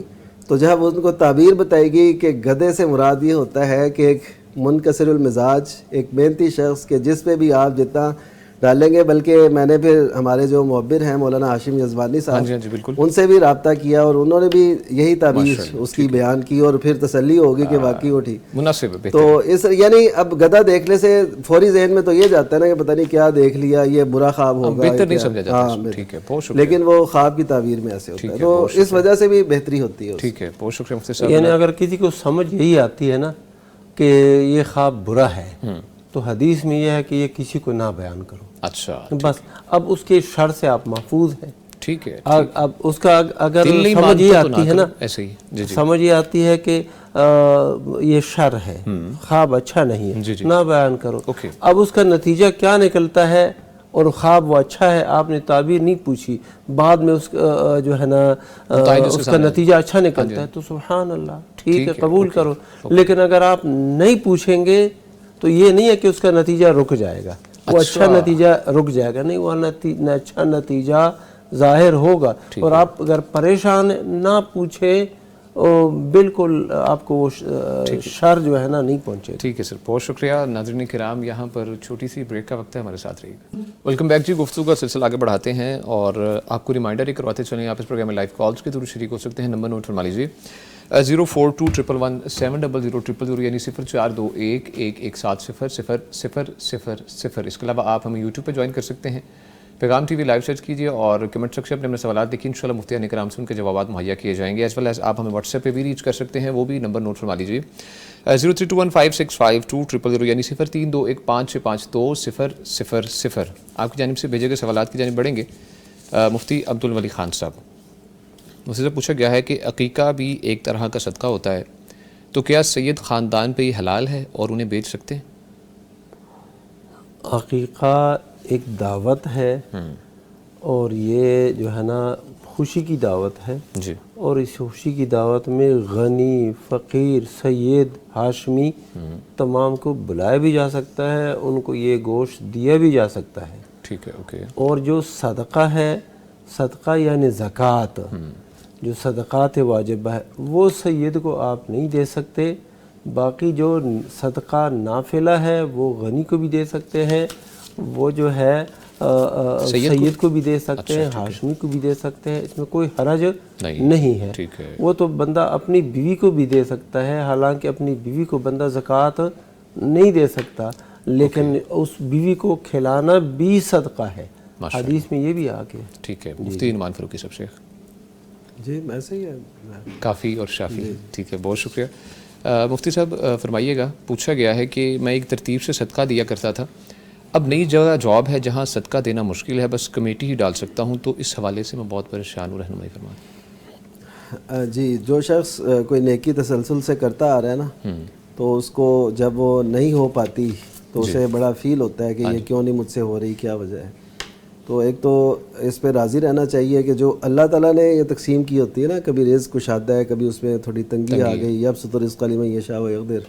تو اس کا مطلب یہ ہے کہ اس کو اس پہ مطمئن رہنا چاہیے، اور اللہ تعالیٰ صلہ دینے والا ہے ارادوں پر. بعض اوقات ہوتا ہے عمل سے نیت زیادہ مقام لے جاتی ہے، یعنی بندہ عمل نہیں کر پایا لیکن اس کی نیت بہت ہے کہ مجھے میرے پاس یہ ہو، میں اللہ کے راستے میں خرچ کروں، ایسے خرچ کروں اور یہ وہ، تو یہ ان میں سے شمار ہوں گے. ان کو اللہ تعالیٰ نیت کے بل بوتے ہوئے بہت زیادہ اجر دے دیں. باقی یہ ہے کہ جو یہ کمیٹی ڈال رہے ہیں نا، تو کمیٹی سے بھی یہ ارادہ رکھیں کہ میں نے اللہ تعالیٰ کے راستے میں بھی دینا ہے. اگر ان پہ زکوٰۃ نہ بھی بنتی ہو اس کمیٹی پہ، اس کی اتنی مالیت یا اتنا عرصہ نہ ہو، تو پھر بھی یہ کریں کہ میں نے اتنے فیصد یا اتنا میں نے اللہ کے راستے میں دینا ہے.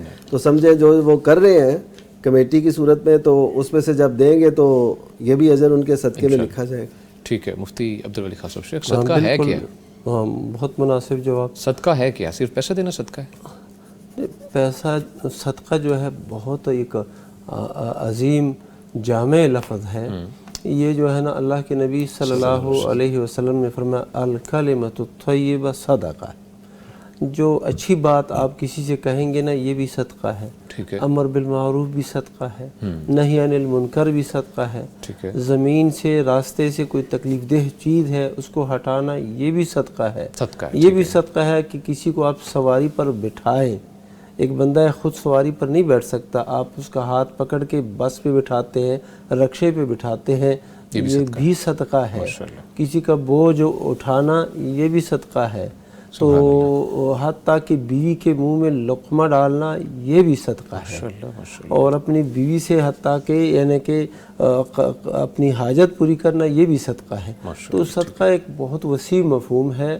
تو یہ مالی صدقہ بھی ہو سکتا ہے اور مالی کے علاوہ یہ کلام اور دوسرے ذرائع سے بھی ہو سکتا ہے. اگر ہم وہ نہیں افورڈ کر پاتے تو یہ تو ہم افورڈ کر پا رہے ہیں. بلکہ ان کو ایک میں یہ عفواً یہ جو ہے نا کہ وہ افضل صدقہ جو ہے نا جہد المقل، اگر انہوں نے کمیٹی ڈالنا شروع کر دیا ہے تو اب وہ سر نہیں دے سکتے، تو اپنی جو مقدار ہے نا اس میں کمی کر دے. صدقے کی مقدار ٹھیک ہے. پہلے مثلاً 1000 روپے دیتے تھے، اب اتنا نہیں دے سکتے، تو اس تسلسل کو قائم رکھیں، 100 روپے دینا شروع کر دیں. تو انشاءاللہ اس میں برکت. اور باقی جیسا کہ شیخ صاحب نے بتایا، جب کمیٹی نکل آئے گی یک مشت پیسے آئیں گے، اس کے اندر بھی وہ نیت کریں کہ میں نے ادھر بھی دینا ہے. ٹھیک ہے جی. شیخ کچھ فرمانا چاہ رہے ہیں؟ جی میں یہ کہنا چاہ رہا تھا، اگر کسی سے یہ بھی نہیں نہ ہو سکتا، مثلا صدقے کی یہ صورتیں ہیں، تو مسکراہٹ بھی صدقہ ہے اس کا. تبسم کا فی وجہ اخیک لک صدقہ. تو یہ بھی اچھا. پھر یہ ہے کہ کسی کو اذیت سے بچا لینا، یہ بھی صدقہ ہے. یعنی کسی کو تکلیف نہ دینا. یعنی آپ یہ ارادہ کر لیں کہ میں نے کسی کو تکلیف نہیں دینی، مجھ سے کسی کو ضرر نہ پہنچے، یہ بھی صدقہ ہے.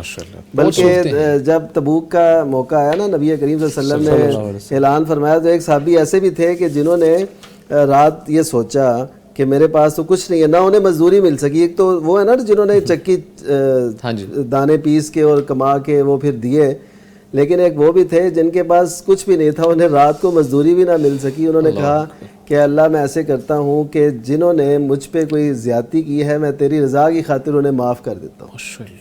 اور سیدنا علبہ رضی اللہ تعالیٰ ان کا نام. تو نبی صلی اللہ علیہ وسلم نے صبح پوچھا رات کس سے صدقہ کیا ہے؟ تو پھر وہی کھڑے ہوئے کہ ایسے ہوا ہے.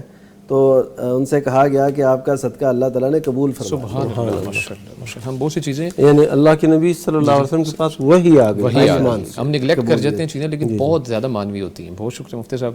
کالر ہیں جی. السلام علیکم. پروین اختر صاحبہ جی قصور سے. وعلیکم السلام. جی پوچھیے، کیا پوچھنا چاہیں گے مفتی صاحب سے؟ میں نے یہ پوچھنا مفتی صاحب سے کہ اگر خاوند اپنی بیوی کو سگے بہن بھائیوں سے منع کرے ملنے سے، اچھا، تو وہ مطلب اگر چوری ملتی ہے تو کتنی گناہ گار ہوتی ہے اپنے خاوند کے لیے؟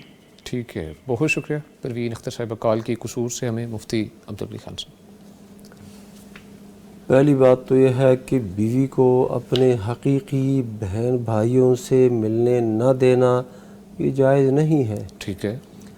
حتیٰ کہ جو غلام ہوتے ہیں نا، لونڈی ہے اور اس کے بچے ہیں، لونڈی اور اس کے بچوں کو جدائی ڈال دینا اور نہ ملنے دینا، یہ بھی جو ہے نا ناجائز ہے. اچھا ٹھیک. اب یہ اس کی حقیقی بہن بھائی ہیں، یہ حر ہیں، یہ آزاد ہے، اس شخص کی یہ بیوی ہے، تو اس کا مطلب یہ نہیں ہے کہ اس کی بیوی بن کے اب یہ تمام رشتے ختم ہو گئے ہیں.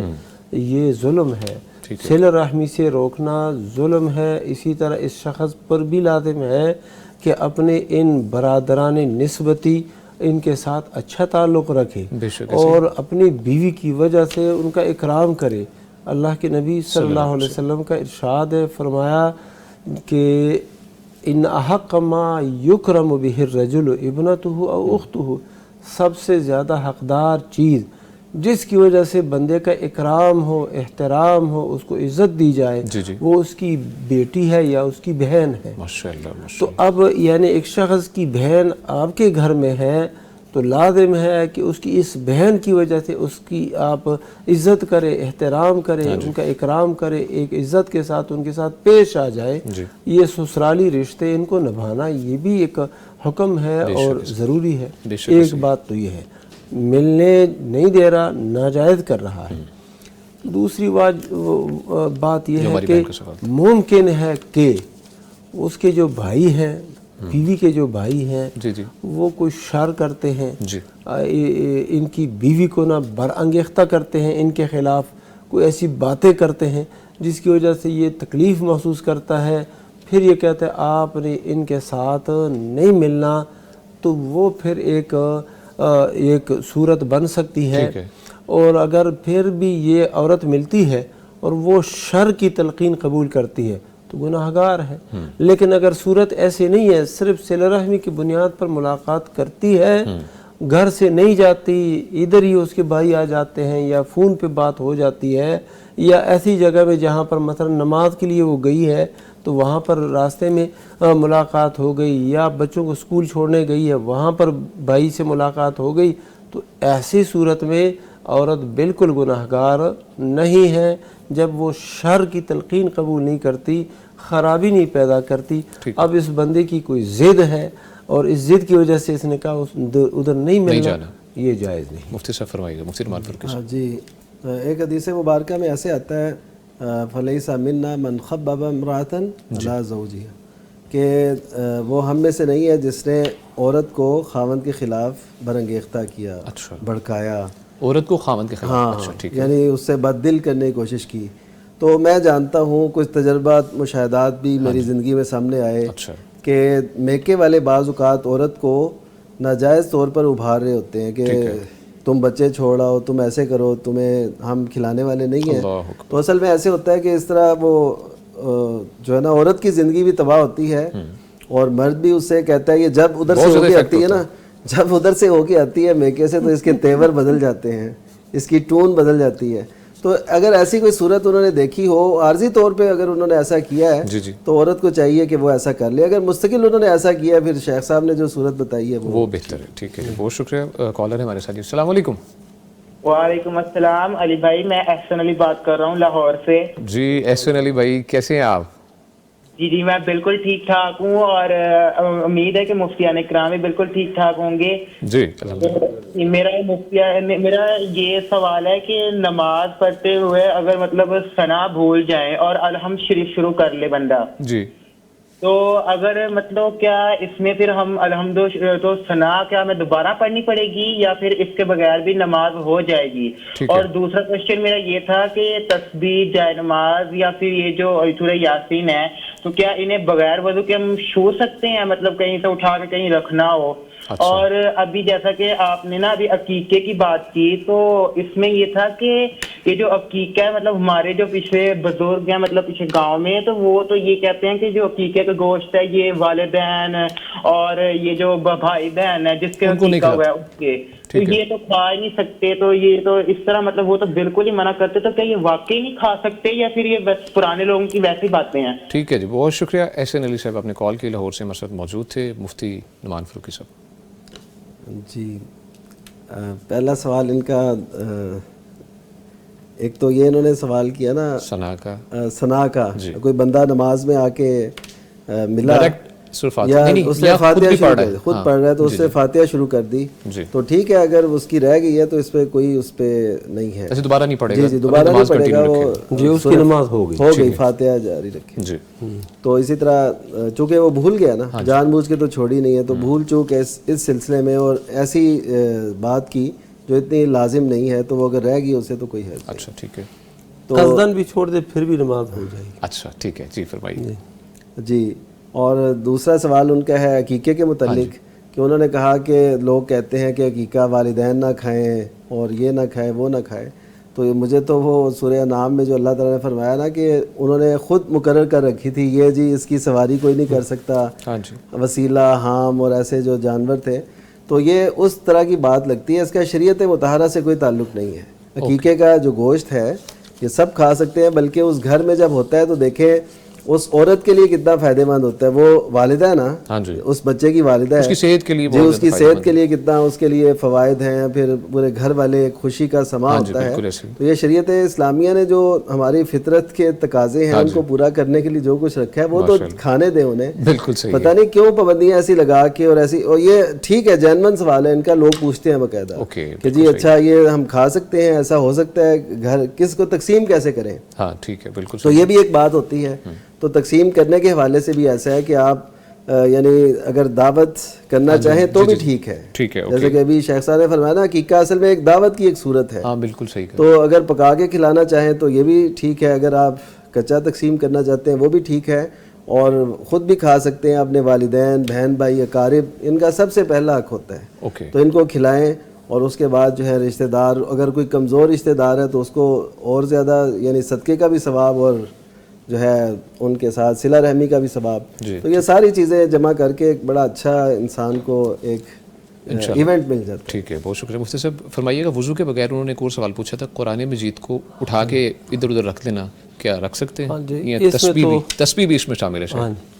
تسبیح تو بندہ بغیر وضو کے کیا کہ جنابت کی حالت میں بھی اٹھا سکتا ہے, کیونکہ ایسی شے تو ہے نہیں جس کے بارے میں یہ آ گیا ہو کہ آپ نے طہارت کے بغیر اس کو اٹھانا نہیں. اچھا ٹھیک ہے. تو جو جائے نماز ہے اس کا بھی یہی حکم ہے.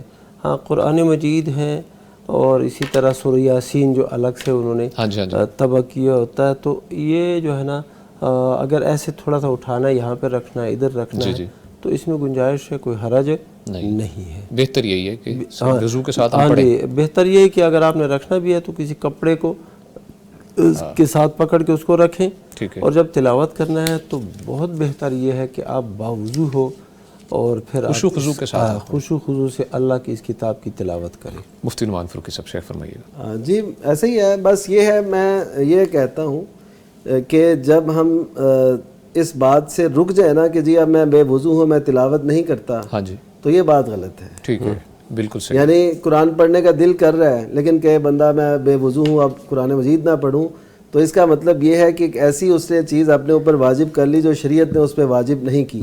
ہاں ٹھیک ہے. تو وہ اس بڑی نیکی سے محروم رہ گیا. تو اس کو چاہیے وہ جس بھی حالت میں، یعنی جنابت کی حالت نہیں، اس کے علاوہ جو بھی اس کی حالت ہے وہ پاک ہے اور اس کے ہاتھ دھلے ہوئے ہیں تو وہ پڑھ سکتا ہے. لیکن افضل اور اولا صورت جیسے کہ تمام تقریباً فقہاء نے لکھی ہے کہ وضو کرے. ٹھیک ہے. تو جب حالت جنابت میں نہیں ہے تو مومن تو پاک ہے. ٹھیک ہے جی، بہت شکریہ. اچھا مفتی صاحب، جنابت کی حالت میں مومن پاک ہے، یعنی کہ وہ یعنی قرآن مجید چھونے کے حوالے سے. Okay fine.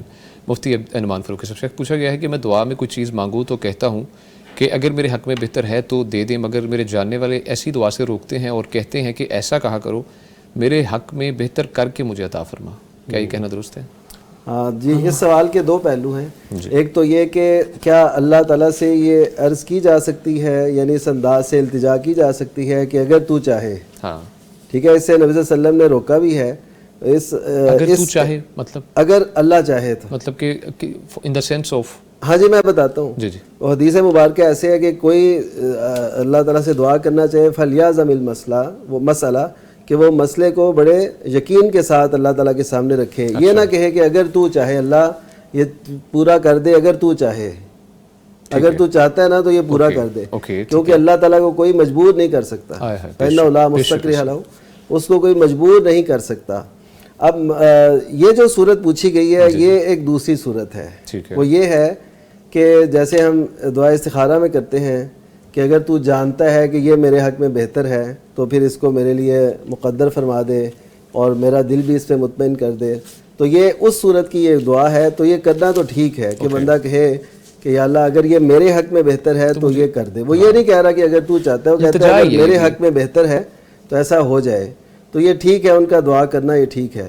لیکن اس سے بھی بہتر صورت جو انہوں نے ان کے عزیزوں نے کہی کہ یا اللہ یہ میرے حق میں بہتر کر کے مجھے عطا کر دے، یہ اس سے بھی بڑی اعلیٰ صورت ہے کہ بندہ کہے کہ جو چیز میں چاہ رہا ہوں وہ مجھے مل جائے.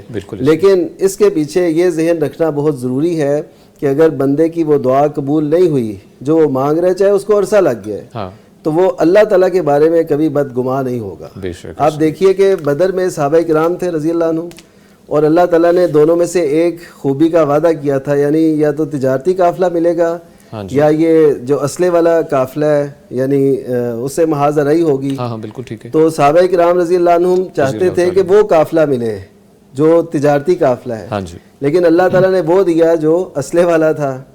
اس سے مڑ بھیڑ ہوئی، جنگ ہوئی، اور یہ جنگ تاریخ اسلام کی شاندار جنگ بن گئی. اور ان کو جو اعزاز ملا ان کے تصور میں بھی نہیں تھا، جو اس قافلے کو لے کے، تجارتی قافلے کو لے کے نہیں مل سکتا تھا. اس وجہ سے اللہ تعالیٰ کی رضا پہ راضی رہنا اور اس کی تقسیم پہ اور اس کے فیصلوں پہ یہ ہم پہ لازم ہے، اور اللہ تعالیٰ کے فیصلے یقیناً ہمارے حق میں بہتر ہی ہوتے ہیں. اچھا یہ جو دوسری دعائیں خاص طور پر جوڑے کرتے ہیں جنہوں نے شادی کرنی ہو، وہ کہتے ہیں اللہ جی، وہ کئی دفعہ ہوتا ہے نا، مفتیان سے پوچھتے ہیں جی میں وہاں پر رشتہ کرنا چاہ رہا ہوں لیکن ہوا نہیں ہے کسی وجہ سے، تو اس صورت میں خاص طور پہ لڑکے یا لڑکیاں وہ یہ کرتی ہیں کہ اللہ اگر نہیں بھی اچھا نہ اس کو میرے لیے اچھا کر کے میرے نصیب میں لکھ دے اور ہماری شادی کے لیے رستے کھل جائیں. تو کیا اس صورت میں تو ٹھیک ہے؟ جی یہ ایسے کہنا کوئی حرج نہیں ہے اس میں کہ اللہ تعالیٰ اس کو میرے حق میں، ظاہر ہے اللہ تعالیٰ سے تو ایسے یقین ہی سے مانگنا چاہیے، بے شک ایسے کہ اس کو میرے حق میں کر دے. جس کو انسان چاہتا ہے اور جس کی چاہت ہے وہ اسے مانگ سکتا ہے، تو مانگے اور یقین سے مانگے. باقی یہ ہے کہ اس کے بعد اگر نہیں ہو سکا تو اب اللہ تعالیٰ سے بدگمان نہ ہو. یہ سب سے ضروری ہے. یہ اصل میں یہ اس نقطے پہ آنا چاہتا ہوں. لوگ نا بدگمان ہو جاتے ہیں، بہت جلد ہوتے ہیں، اللہ تعالیٰ کے بارے میں نعوذ باللہ نازیبا ذہن رکھنا شروع کر دیتے ہیں کہ اچھا میری تو کوئی شاید سننے والا ہی نہیں ہے، مجھے یہ نہیں ہو سکتا ہے اللہ تعالیٰ اس سے بہت بہتر رشتہ عطا کرے، یہ تو بات درست ہے، اس کے ذہن میں بھی نہ ہو، اس کے تصور میں بھی نہ ہو، اس وجہ سے اللہ تعالیٰ کسی کی دعاؤں کو رائگاں نہیں کرتا. تو قیامت کے دن سنی جائیں گی، جو یہاں پر نہیں ابھی قبول ہوئی اس کا ہمیں جو ریوارڈ ہے وہ قیامت کے دن قیامت کو تو ملے گا. وہی مفتی عبدالولی خان صاحب، شیخ فرمائیے گا، پوچھا گیا ہے کہ میں علیحدہ رہتی ہوں مگر نندوں نے ساس سسر کے کان بھرے ہیں، اب وہ اپنے بیٹے یعنی میرے خاوند سے بول چال بند کر گئے ہیں، میں نے کبھی ساس سسر کے بارے میں کوئی نامناسب بات نہیں کی، کیا میں اس معاملے میں گناہ گار ہوں؟ جو صورتحال ہماری اس بہن نے بتائی ہے جی اس میں یہ قطعاً گناہ گار نہیں ہے. اچھا ٹھیک ہے. الگ رہنا، الگ گھر لے کے رہنا خاوند کے ساتھ، اپنے بچوں کے ساتھ، یہ بالکل جائز ہے، یہ عورت کا حق ہے. اور اس کے بعد جو ہے اپنے سسر ساس ان کے متعلق اچھا گمان رکھنا، ان کے بارے میں اچھی گفتگو کرنا، کوئی نامناسب بات نہ کرنا، یہ بڑا اچھا رویہ ہے. اور جو ان کی نندیں ہیں ان کے متعلق بھی اچھا رویہ ہی رکھیں. اگر وہ ان کے حق میں نہ اچھا نہیں کرتے، یہ اچھا ہی جاری رکھے. وہ احسن الی من اساء الیک، آپ نیکی کریں، اچھائی کریں ان کے ساتھ جو آپ کے ساتھ برائی کرتے ہیں، تکلیف پہنچاتے ہیں. تو باقی کوئی گناہ نہیں ہے اس پر. مفتی نعمان فاروقی صاحب، شیخ فرمائیے اس کے بارے میں. جی بس یہ بھی ایک وجہ بنتی ہے نا، جب بیٹے علیحدہ ہو جاتے ہیں تو خاص ایک بیٹا اگر علیحدہ جی تو اس کے لیے ظاہر ہے اس گھر کے اندر سے نا ذرا اور آوازیں اٹھنے لگتی ہیں، تو یہ مناسب نہیں ہے. بلکہ ایسا کریں کہ دیکھیے نصیب ہوتا ہے اپنا اپنا، اور پھر یہ ہے کہ بالکل کٹنے سے یہ اچھا ہے کہ آپ پہلے علیحدہ ہو جائیں، یہ نہ ہو کہ پھر بعد میں ایسے علیحدہ ہوں کہ بعد میں مل ہی نہ سکیں. تو ایسی صورت اختیار کرنے میں کوئی حرج نہیں ہے، جب والدین کے حقوق بھی ادا ہو رہے ہوں، جب ان کے لیے کوئی ایسی مجبوری بھی نہ ہو، ان کو بھی خوش دلی سے قبول کرنا چاہیے. اور ہم یہ کئی دفعہ یہ بتا چکے ہیں کہ جو سمجھا جاتا ہے نا کہ ایک ہی چھت تلے سب نے رہنا ہے، یہ کمبائن سسٹم جو ہے یہ کوئی اسلامی یا ایسا نہیں ہے کہ بندہ کہے جی ایسے ہی کرنا ہے، بلکہ وہ پہلے جو رہتے تھے نا قبائل، وہ تھے حویلی ٹائپ، اور حویلی میں مختلف ہوتے تھے اور اپنے اپنے سارے وہ صحن اور جگہیں اور مقامات، تو اس میں وہ ایک علیحدہ چیز تھی. اب یہ 5 مرلے کے گھر میں تین بھائیوں کی ساری اولادیں رہ رہی ہیں، پھر آگے ان سے جب کوئی فنکشن ہوتا ہے تو ان کے اور بھی جو ہے نا بہنیں بھی آ جاتی ہیں، اور پھر ایسا ایک ماحول بنتا ہے کہ پھر بڑی مشکلات. خیال میں یہ ایک اچھا بہتر فیصلہ ہو سکتا ہے اگر آپ کے پاس یا بچوں کو اس قابل بنائیں، جیسا کہ شیخ محترم پروگرام لاسٹ جو پروگرام تھا اس میں فرما رہے تھے کہ حضرت عمر بن خطاب کے تمام تر بچے شادی کے بعد الگ گھروں میں تھے. تو ہمیں والدین کو بھی سوچنا چاہیے کہ بچوں کو امپاور کریں، بچوں کو اس قابل بنائیں کہ بچہ ماشاءاللہ پتہ لگ جائے کہ الگ گھر میں رہ سکتا ہے، کرائے پہ جا سکتا ہے، نو ڈاؤٹ کہ آپ ضرور خریدیں گھر، تو وہ پھر شادی کریں. اور پہلے بھی تو کر سکتے ہیں، میں یہ بات نہیں کر رہا، ناظرین کرام تک یہ بات میں پہنچا دوں. میری طرف سے ایک بات ہی ہے کہ ایک ایگزامپل ہے کہ بہت سے ہم نے دیکھی ہیں ایسی چیزیں، اور ایسے گھر ماشاءاللہ تعدیر رہتے ہیں اور سلوک محبت بہت زیادہ رہتا ہے، پیار اور محبت کی فضا قائم رہتی ہے. اور ایسے جو ہوتے ہیں نا معاملات، ٹانٹ کے معاملات اور ایک دوسرے کی ٹانگیں کھینچنے والے معاملات، وہ بہت منیملسٹک ہو جاتے ہیں. اور میرے خیال میں شریعت بھی یہی رہنمائی کرتی ہے مجھے صاحب، اگر میں غلط نہیں کہہ رہا تو. ہاں جی، یہ نا آج کے زمانے میں، پہلے زمانے میں ایسے ہوتا تھا نا کہ ایک بیوی جو ہے نا فوت ہو گئی ہے یا بوڑھی ہو گئی ہے تو وہ شخص دوسری شادی کر لیتا تھا، تو اب وہ بھی الگ زندگی گزارنا چاہتا تھا. ہاں بالکل. تو اب وہاں بیٹے ہیں گھر میں سلسلہ، تو ان کو بھی کہتے ہیں یار الگ جاؤ ایسے ہی. ہاں جی، یہاں پر وہ رواج نہیں ہے، بندہ بوڑھا ہو جاتا ہے تو بس بوڑھا ہی ہو جاتا ہے. ہاں یہ تو بات درست فرمائی ہے. ٹھیک ہے مفتی صاحب، بہت شکریہ. شیخ محترم آپ بھی کچھ فرمانا چاہ رہے تھے معذرت کے ساتھ. ہاں میں یہ کہنا چاہ رہا تھا کہ وہ نندوں کا جو مسئلہ ہے نا کہ انہوں نے کان بھرے بھاوج کے خلاف انہوں نے جو اپنے والدین کو وہ کیا، تو یہ بھی اس ضمن میں آئے گا نا جو میں نے پہلے حدیث سنائی کہ جو کوئی خاوند کے خلاف بھڑکائے اس کی بیوی کو، یہ بھی کہا جاتا ہے کہ جی تم اسے چھوڑو، اسے خلا لو یا ایسے کرو. یہ ساری باتیں جو ہے نا یہ نامناسب ہے. دیکھیے جو ایک عورت ہے نا، وہ اگر ایک کی بیوی ہے تو وہ دوسرے کی دیورانی بھی ہے، وہ جٹھانی بھی ہے، تو اس کو یہ بھی چاہیے کہ اگر وہ کل کو اس نے ساس بھی بننا ہے تو اب بہو بن کے اچھا وہ دکھائے گی تو انشاءاللہ کل ساس بھی اچھی ثابت ہوگی. تو اس وجہ سے ان سارے معاملات کو نا ہم ایسا سمجھ لیتے ہیں جیسے نا ایک محاذ ہے، اور ہم نے اس میں جیتنا ہی جیتنا ہے, کبھی ہاریں کبھی جیتیں, کبھی حکمت سے, کبھی اس انداز سے, تو ایسے وہ چلے تھے. بہت شکریہ مفتی صاحب. ناظرین کرام, یہاں پر وقت بریک کا, ہمارے ساتھ رہیے گا. مفتی نعمان فاروقی صاحب, شیخ پوچھا گیا ہے کہ عورت حق مہر کی رقم خود متعین کر سکتی ہے؟ جی بالکل, عورت کو یہ حق حاصل ہے کہ وہ اپنے حق مہر کے لیے خاوند سے خود مطالبہ کرے. اچھا, یعنی خاوند سے یا اس کے بڑوں سے کہ مجھے اتنا حق مہر چاہیے.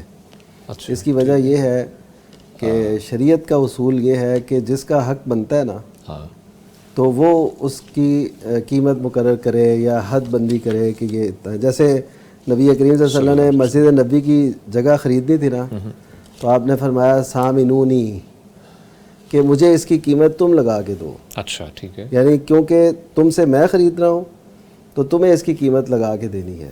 یہ حق تمہارا ہے, میں نہیں لگاؤں گا کہ اس کی قیمت اتنی بنتی ہے. آپ بتائیں گے. جیسے ہمارے ہاں لوگ چیز خریدتے ہیں نا, تو خود کہہ دیتے ہیں جی نہیں اتنے کی, تو اس کو کہنا چاہیے کہ تم کدھر سوٹیبل ہو, کہاں تمہیں صحیح لگے گی, تو تمہارا حق ہے. تو اسی طرح عورت کا حق جو ہے نا, حق مہر عورت کو دینا ہے. تو اس وجہ سے اس کی رائے تو کم از کم اس میں ضرور شامل ہونی چاہیے کہ وہ خود طے کرے کہ میرا اتنا حق مہر ہونا چاہیے. ٹھیک ہے. ایک تو یہ ہوتا ہے کہ اس نوعیت کی جو لڑکیاں ہیں, مثلا اب دیکھیے کوئی پڑھی لکھی خاتون ہے, کوئی اچھی عہدیدار ہے, کسی منصب پہ ہے, تو وہ چاہے گی کہ میرا ٹھیک ٹھاک حق مہر ہو.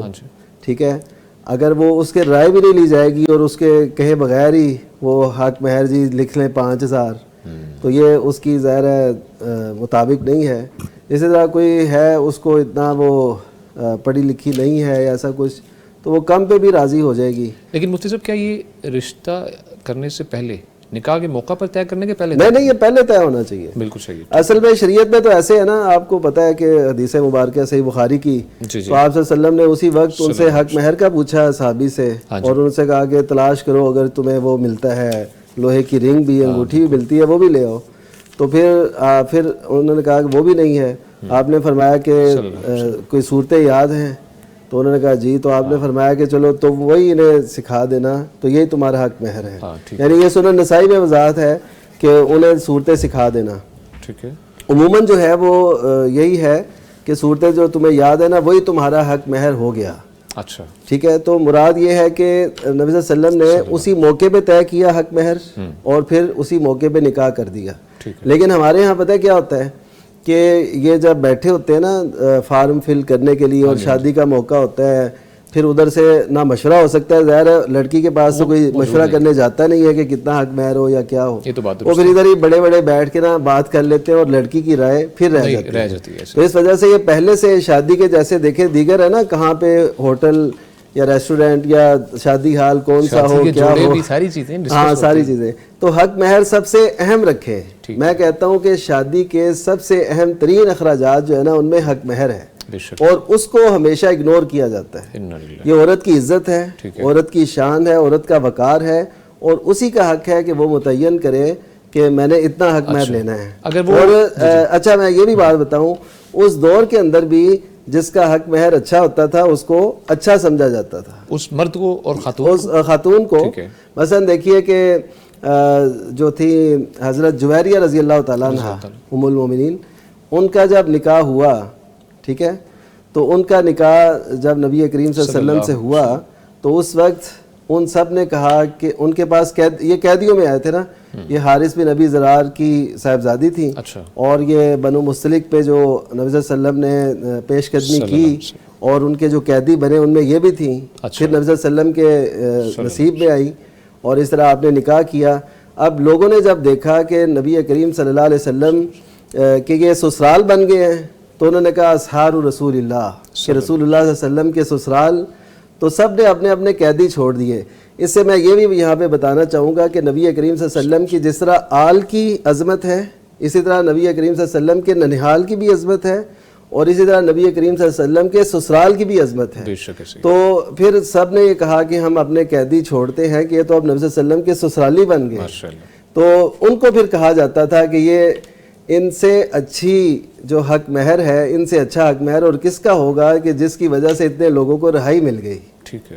تو حق مہر جو ہے نا بیسکلی عورت اگر طے کرتی ہے مجھ سے، اگر ایک مرد کی اتنی پاکٹ ہی نہیں اور عورت طے کرتی نہیں، وہ دیکھیں نا، وہ پھر ظاہر معاملہ کئی دفعہ ہوتا ہے کہ لڑکی والے ماشاءاللہ ویل آف ہوتے ہیں لیکن لڑکے والے کچھ حد تک نہیں ہوتے، افورڈ نہیں کر پاتے، تو وہ پھر لڑکی غلط مطالبہ کر دے، لڑکی سمجھوتا کرے نا کہ مجھے یہ اگر چاہیے، بہت ضروری ہے، میں کہنا چاہوں بالکل ایسے یہ اگر چاہیے مجھے خامند، یہ اتنا جو جس سے اب تک بات یہاں پہ پہنچی ہے بہت اچھا ہے، اس کا اخلاق، کردار، یا اس کی تعلیم، یا اس کا منصب جو بھی ہے، تو اس کے لیے وہ سمجھوتا کر لے. لیکن میں یہ کہنا چاہتا ہوں کہ اس معاشرے کے اندر عورت کو، لڑکی کو جس کی شادی ہونی ہے اس کو بالکل اگنور کر دیا گیا. میں نے کئی دفعہ دیکھا ہم وہ کر رہے ہوتے ہیں فارم فیل تو پوچھتے ہیں حق مہر، وہ کہتے ہیں بلاؤ جی وہ فلاں کتنے نے، انہوں نے پوچھیے اور دیکھیے یار، یعنی ایسے کر کے اس موقع پہ یہ چیز جو ہے وہ طے نہیں ہو رہی ہوتی. باقی سب کچھ طے جی، کیا کیا ہوگا، مینیو کیا ہوگا، کیا کھانا ہے، کیا پینا ہے، جو اصل خرچہ ہے اس کے بارے میں کوئی سوچتا ہی نہیں. تو یہ پہلے سے طے کریں،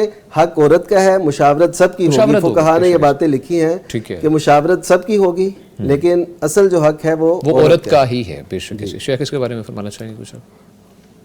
ہاں جی، بات تو یہی ہے جی کہ جب شادی اس عورت کی ہو رہی ہے، ہاں جی بالکل، اور اسی نے خاوند کے گھر جانا ہے، تو اسی کا ہی حق ہے وہ مہر، تو جو مہر ہے اس کا ہی حق ہے، تو اسی نے طے کرنا ہے. بے شک ایسے ہی. اب باقی یہ ہے کہ والد مشورہ دے، جو بھائی مشورہ دے، تو اس کو مد نظر رکھے، لیکن بنیادی طور پر اسی کا ہی حق ہے، اور اس کو معاف کرنے کا بھی حق ہے. اچھا، اگر یہ معاف کرتی ہے، کمی بیشی کرتی ہے، تو یہ حق بھی اسی کا ہی ہے. باپ بھائی وغیرہ نہ معاف کر سکتے ہیں، نہ کم کر سکتے ہیں، نہ ایسے طے کر سکتے ہیں ان کے مشورے کے بغیر. ٹھیک ہے، تو بنیادی چیز تو یہی ہے. ٹھیک ہے سر. اور جیسا کہ شیخ صاحب نے فرمایا، یہ بنیادی شے ہے جس میں عورت سے نہیں پوچھا جاتا. اور بعض قبائل میں تو یہ بھی ہوتا ہے اس سے نکاح کے متعلق بھی نہیں پوچھا جاتا، بس شادی تیار ہو جاتی ہے اور کہا جاتا ہے کہ فلاں کے ساتھ آپ کا نکاح ہوگا، نہ پوچھا جاتا ہے کہ یہ آپ کو پسند ہے کہ نہیں، بس زبردستی ہے. اور اگر وہ انکار بھی کرتی ہے تو ماں ایک طرف سے کہتی ہے کہ ہماری عزت کا خیال رکھو، باپ دوسری طرف سے جو ہے نا غصے میں آ رہا ہوتا ہے کہ یہ کون ہے کہ ہم سے ایسی وہ مطالبہ کرے. اور بیٹی اللہ ماں کہتی ہے، دوسری جو کہتے ہیں ہم سے تو کسی نے نہیں پوچھا، اب آپ کہتے ہیں مجھ سے پوچھے. ہاں جی، تو یہ ظلم ہے اور ظلم در ظلم. یہ ایک بہت بڑا ٹاپک ہے اور اس پہ انشاءاللہ گفتگو کرنی چاہیے، اور ہم بارہ کر چکے ہیں، دوبارہ انشاءاللہ کوشش کریں گے، پروگرام اس کے اوپر ہم ڈیزائن کریں گے انشاءاللہ تعالیٰ. مفتی عبدالولی خان سے مفتی صاحب فرمائیے گا کہ حج بدل مرد و عورت کی طرف سے غیر مرد یا عورت کر سکتے ہیں؟ بلا شبہ کر سکتے ہیں. اچھا ٹھیک ہے. ہاں جی، یعنی اس کے لیے ضروری نہیں ہے کہ اولاد ہو یا والدین ہو، کوئی دوسرا شخص بھی حج بدل کر سکتا ہے. ٹھیک ہے. یعنی کہ ایک رشتہ دار بھی کر سکتا ہے. ابن شبرمہ ان کی طرف سے ایک صحابی جو تھے وہ حج بدل کر رہے تھے. لبیک عن شبرمہ، ابن شبرمہ نے عن شبرمہ. تو ابو داؤد شریف کی حدیث ہے.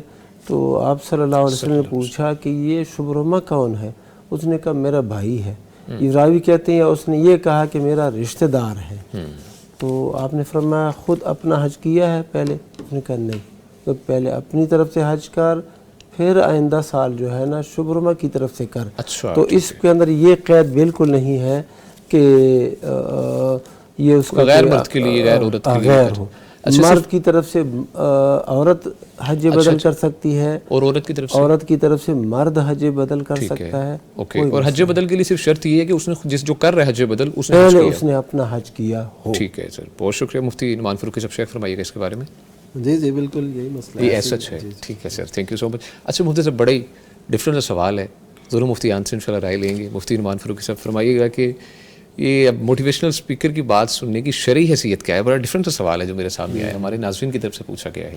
جی اصل میں ایسا ہے کہ موٹیویشنل اسپیکر جو ہیں آج کل وہ لفظوں کا اور واقعات کا، مشاہدات کا اور لوگوں کی چاہتوں کا دھیان رکھ کے نا وہ گفتگو کرتے ہیں اور الفاظ کے جادو جگاتے ہیں. ہاں بے شک ایسی. اور سحر انگیزی سے کام لیتے ہیں. بالکل، وہ تو بیسک ہے اس کا حصہ ہے. حقیقت یہ ہے کہ وہ یہ بتانے کے لیے کہ زندگی میں کوئی پیسے کی اہمیت نہیں ہے، یہ بتانے کے لیے 1.5 لاکھ روپیہ لیتے ہیں، چارجز کرتے ہیں، بہت زیادہ چارجز بے شک ہے. تو بہرحال یہ جو ایک سلسلہ چل نکلا ہے نا، میں کہتا ہوں اس سے دیکھیے وہ لوگ اوپر آ گئے جو علم میں کہیں پیچھے تھے. اچھا ٹھیک ہے. اور وہ اپنی باتوں کے جادو جگانے لگ گئے جن کی علمی دنیا میں یا عمل کی دنیا میں کچھ بھی نہ کوئی کاوش ہے نہ کوئی حیثیت ہے. اچھا ٹھیک ہے. تو وہ بن گئے موٹیویشنل اسپیکر.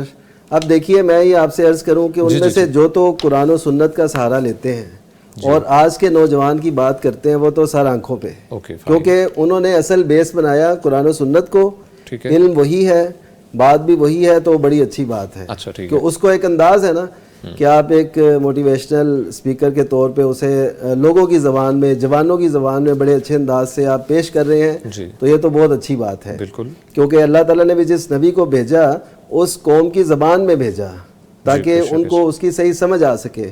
تو اگر کوئی نوجوان ایسا ہے، موٹیویشنل اسپیکر ہے، وہ اچھی بات کرتا ہے، اچھی گفتگو کرتا ہے اور قرآن و سنت کی روشنی میں کرتا ہے، بے شک ایسی اور ایسی مثالیں موجود ہیں. اچھا مفتی صاحب میں یہاں سے تھوڑا سا آپ کو اگر میں اجازت ہوں آپ کی، جو بات کرنا ہے، بات ڈیلیور کرنا ہے، لوگوں تک پہنچانا، یہ بھی ایک آرٹ ہے. اگر اس آرٹ کے پیسے لیتے تو کہ اس میں کوئی برائی نہیں، وہ تو میں یہ نہیں کہہ رہا، میں اصل میں مکمل طور پہ ہم ڈینائی نہیں کر رہے. نہیں ڈینائی نہیں، بلکہ دیکھیے میں یہ کہنا چاہتا ہوں کہ ایسے لوگ، ان کا جو بیس ہے نا وہ قرآن و سنت ہونی چاہیے، اٹیچ کرنا چاہیے. بالکل قرآن و سنت جو میرے خیال میں دیکھیے قرآن و سنت ہمارا نا اصل ہے، ہماری روح ہے، ہماری زندگی ہے، اللہ تعالیٰ نے ہماری رہنمائی کے لیے اتاری. میں کہتا ہوں کہ ایک طرف سارے فلسفیوں کی، دانشوروں کی باتیں ایک طرف ہوں، وہ کہتے ہیں نا جو فلسفیوں سے حل نہ ہوا اور جو نکتہ وروں سے حل نہ ہوا، فلسفیوں سے کھل نہ سکا، وہ راز کملی والے نے بتلا دیا چاند اشاروں میں. اور حقیقت یہی ہے کہ یہ بات ہمیں سمجھنی چاہیے،